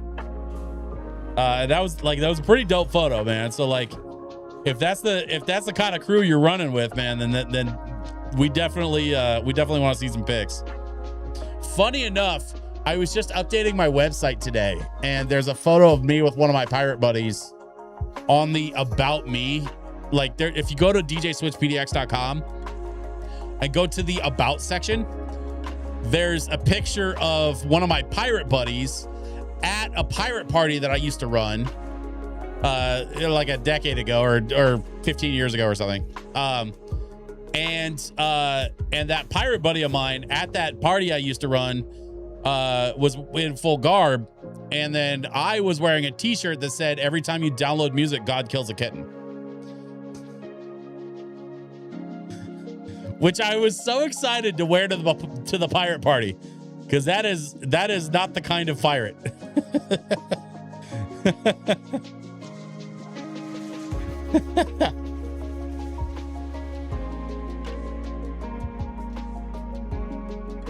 So every time I did a pirate event, I would always wear like I would always try to wear like a black t-shirt or a t-shirt that had some kind of like music downloading reference on it. And I usually got a couple of chuckles, man. I usually got at least one or two guys like in proper pirate garb that would come up to me and be like, okay, I get it. That's funny.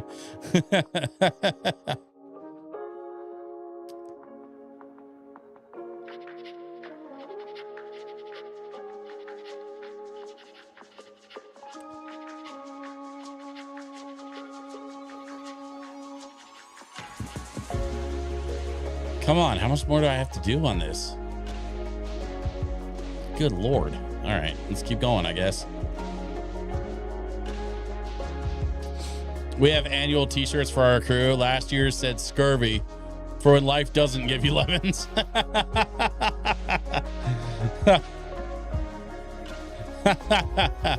That's awesome.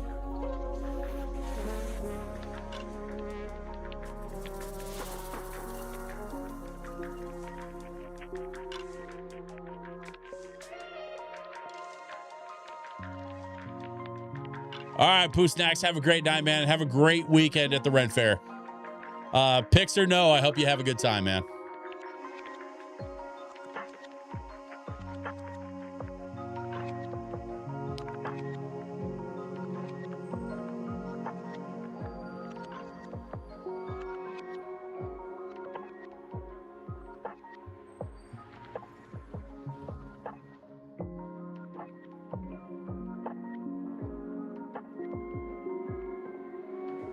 Okay, there's that section.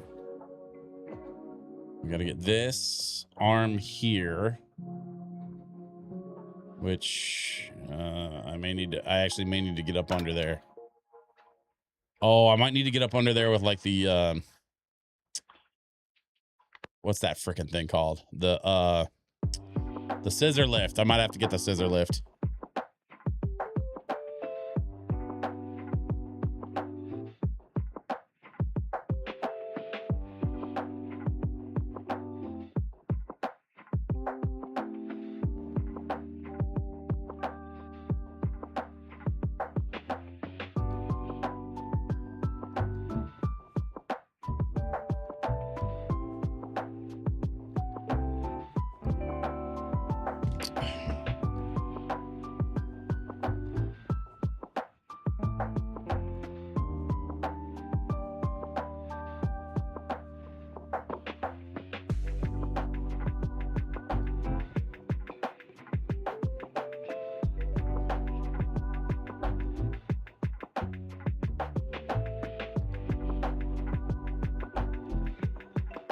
Okay.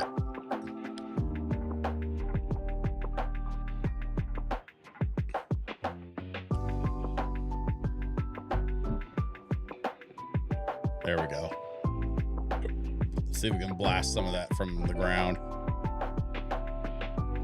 Perfect. Okay. That's done. That's done. That's done. We got some. We got some on the backside here. We gotta. No.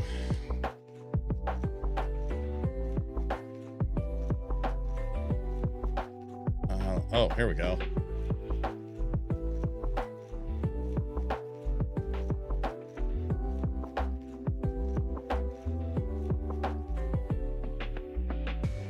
There's that section.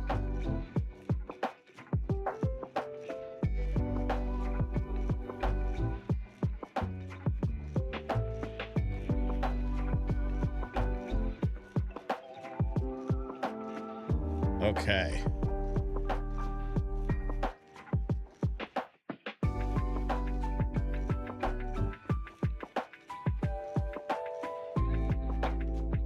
For when life doesn't give you lemons. That's pretty good.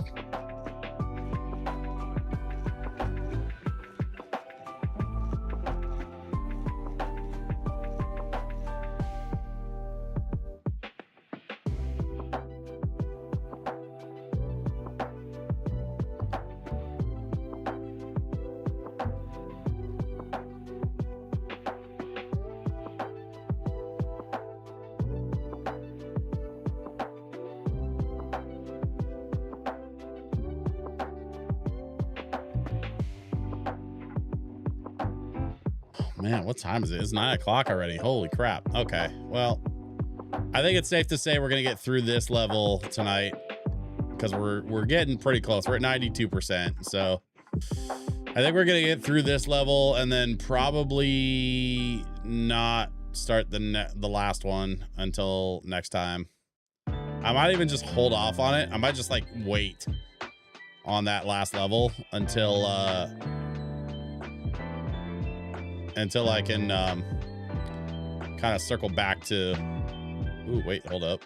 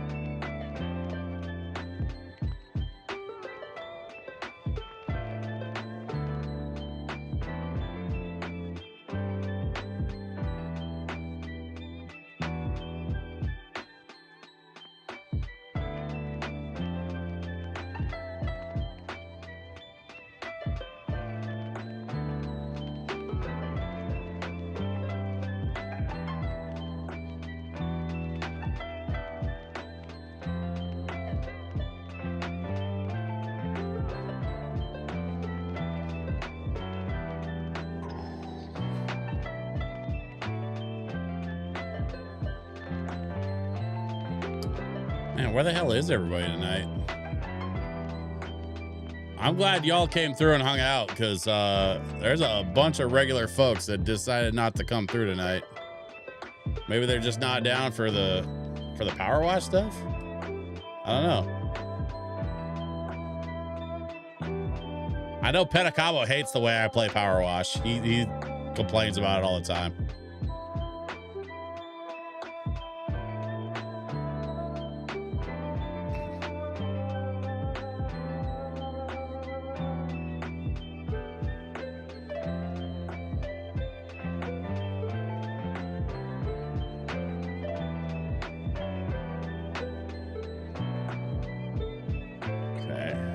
Rest of this side. There's that section.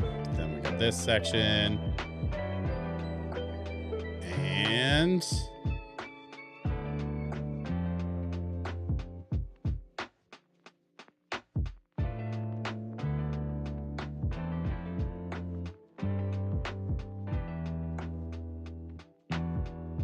what about this window?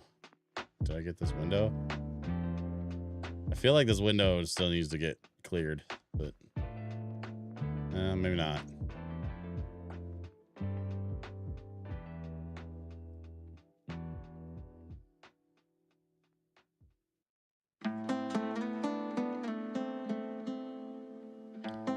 Some stuff there. I enjoyed the Friday chill stream before having to go back to the office on Saturday night. Yeah. Back to work I go, right?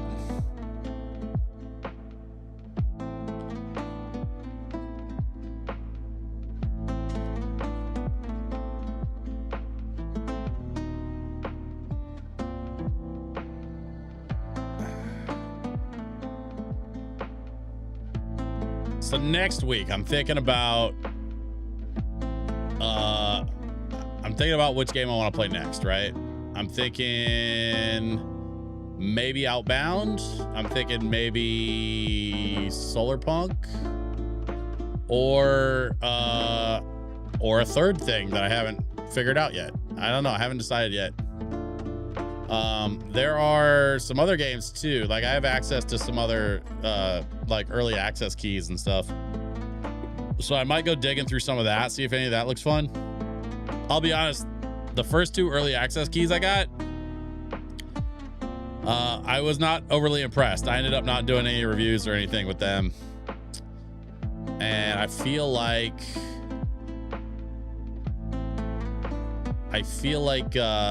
maybe I need to be a little bit more selective about which keys I request, because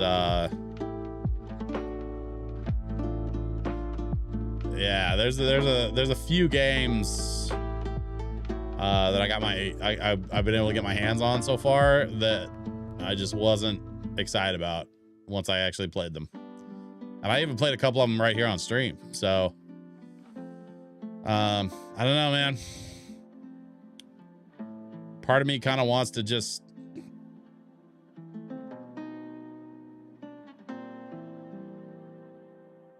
stay away from the early access stuff for a little while, wait for some more stuff to come out.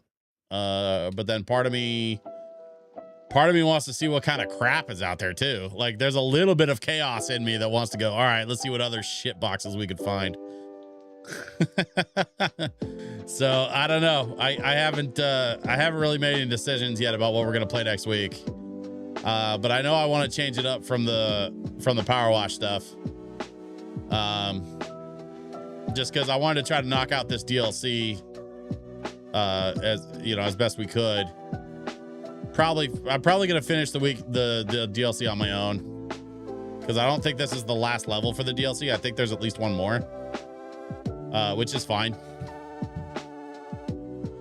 I will tell you, when that friggin' Star Wars drops, though, the Star Wars DLC for this game, I'm gonna play all that shit on stream, maybe twice, because it's friggin' Star Wars, man. I'm gonna be so hype about the Star Wars PowerWash stuff, because I've been waiting on that. I absolutely loved the Back to the Future DLC for the first PowerWash game, and so getting a Star Wars DLC for this one is like, man, it's gonna make me so happy.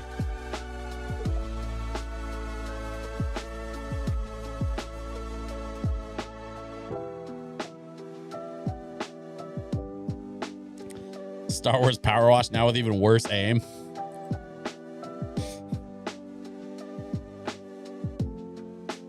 You know what's weird is I don't think stormtroopers actually have that bad of aim. I think they kind of explained away a lot of that shit with like the Force was protecting them or something when the stormtroopers kept missing their shots against like Luke and Leia in the original trilogy. I don't know, man.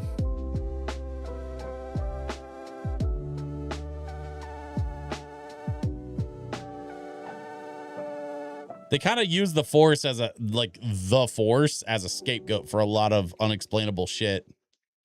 Like in the original New Hope, when Luke is going through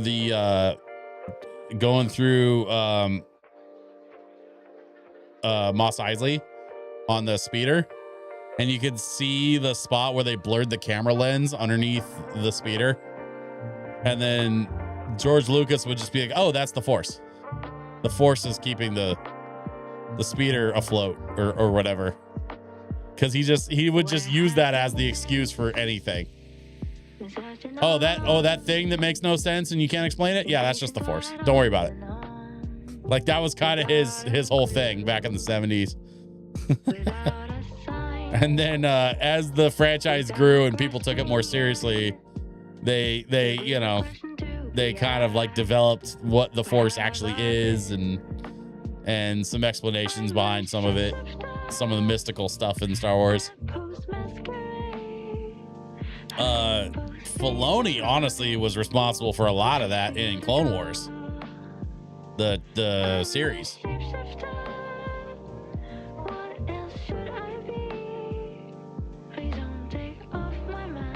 Let's move this out of the way. Let's get this over here. What? Over here? What the hell is this? Is this my little landing pod thing? Is this what I arrived in? I don't even know what that is.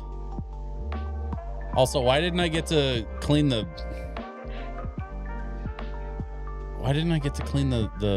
well? And why is there a buzzard skull on top? Like a random bird skull, giant bird skull. That's weird. Okay, whatever. Anyway, we're gonna take this side and go up here.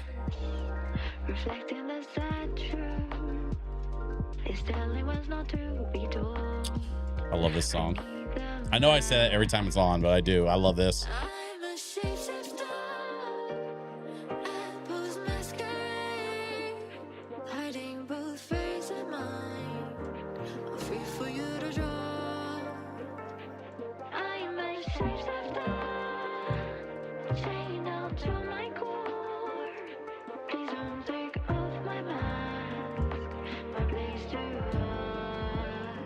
There we go. Yes. We're just gonna scrub that down. Dink, tink, and dink. Okay.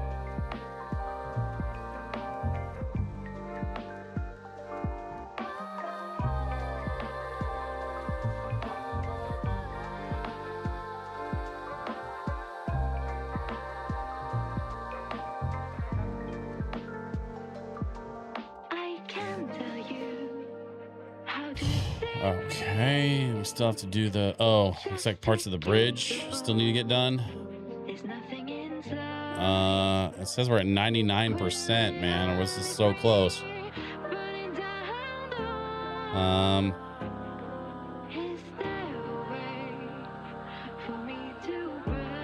Something under here. I can't tell where the thing is. Hang on. Nope, that's the wrong button. Nope, that's still the wrong button. Okay. We have... Okay, this is like a smattering of a couple tiny things.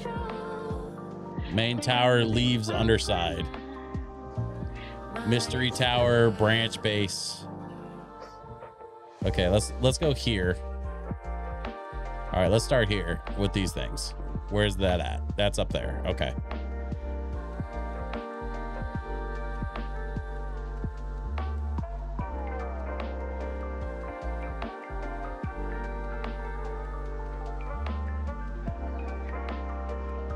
Fuck, I fell.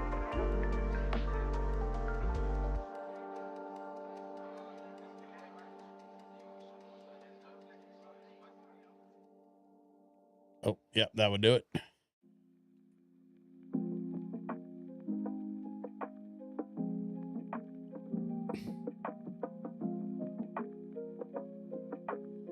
Oh, the outside edge along here. Okay. There we go. And then there was something up here. The edge of this. How do I get above it? Oh, I think I got to jump. Okay. Hang on.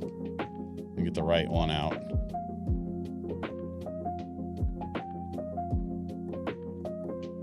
There we go. Okay, got that. Looks like, oh, underside of here. There we go. And then we got a spot over here on the ladder, looks like.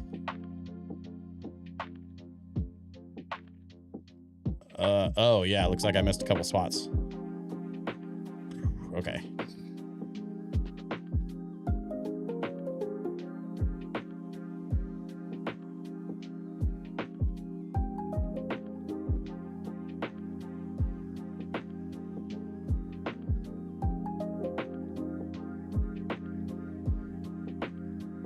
See, oh, it's the underside. That would do it. Okay, and then we have, looks like another spot up there. Like this corner thing.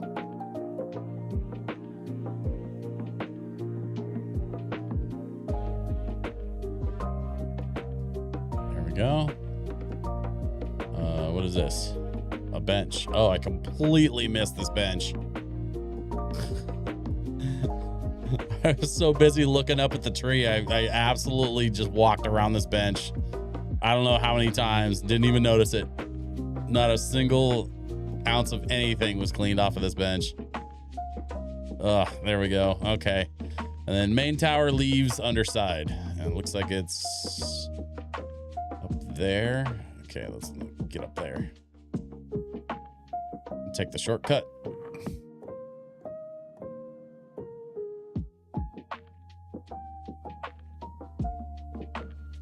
There we go. One little random spot. Okay, so there we go. Job's complete.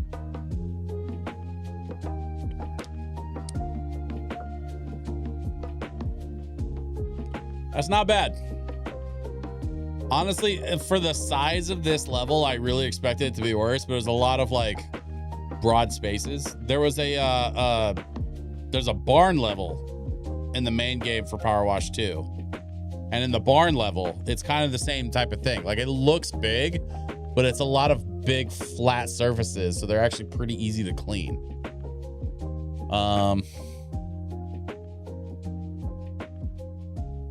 Oh, and it looks like that is the end of the Adventure Time DLC. So I guess we did finish it. Okay, cool. So next week, we're going to have a different game. I just have to figure out what the hell game that is going to be.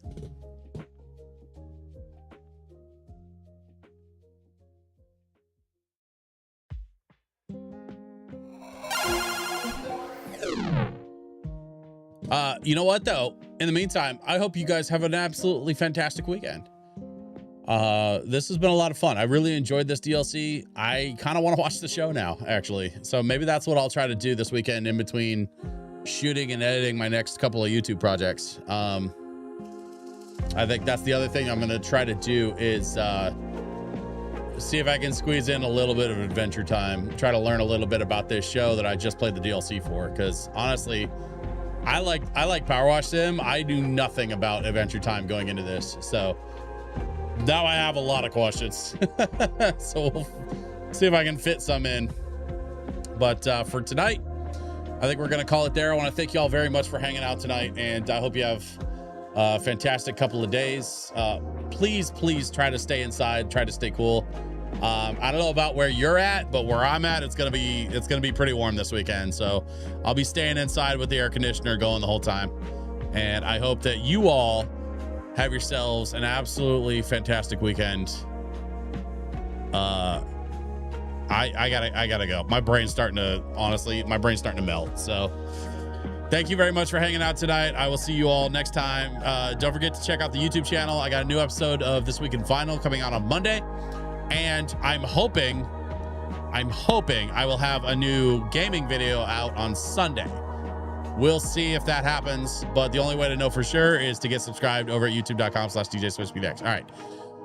Good night, guys. See you next time. Wednesday at 7 p.m. Pacific, right back here on twitch.tv/DJSwitchPDX. All right, bye.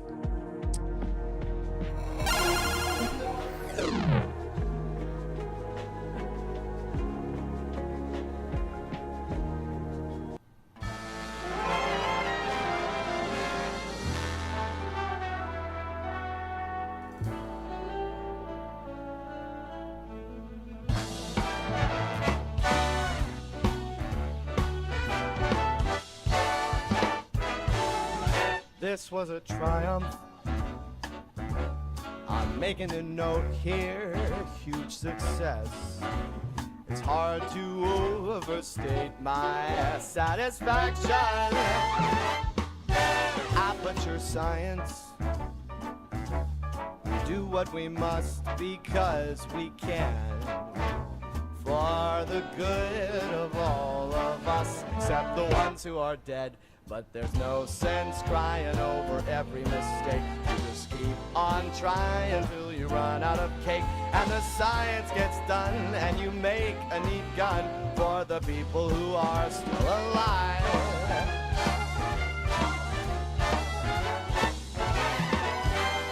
I'm not even angry. I'm being so sincere right now. Even though you broke my heart and killed me, tore me to pieces, and threw every piece into a fire. As they burned, it hurt because I was so happy for you. Now these points of data make a beautiful line. We're out of beta, we're releasing on time. So I'm glad I got burned to think of all the things we've learned for the people who are still alive.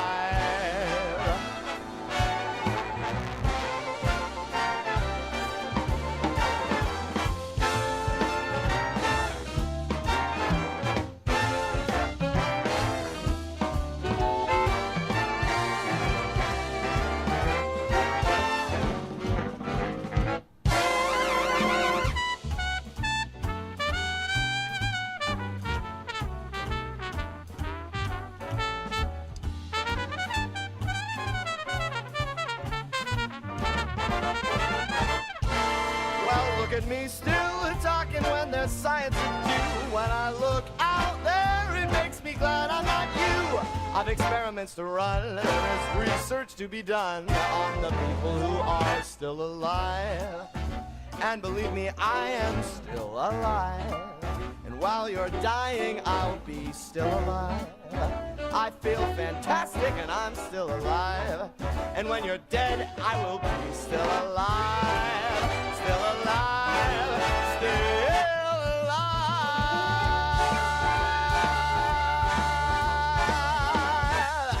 I'm still alive, baby.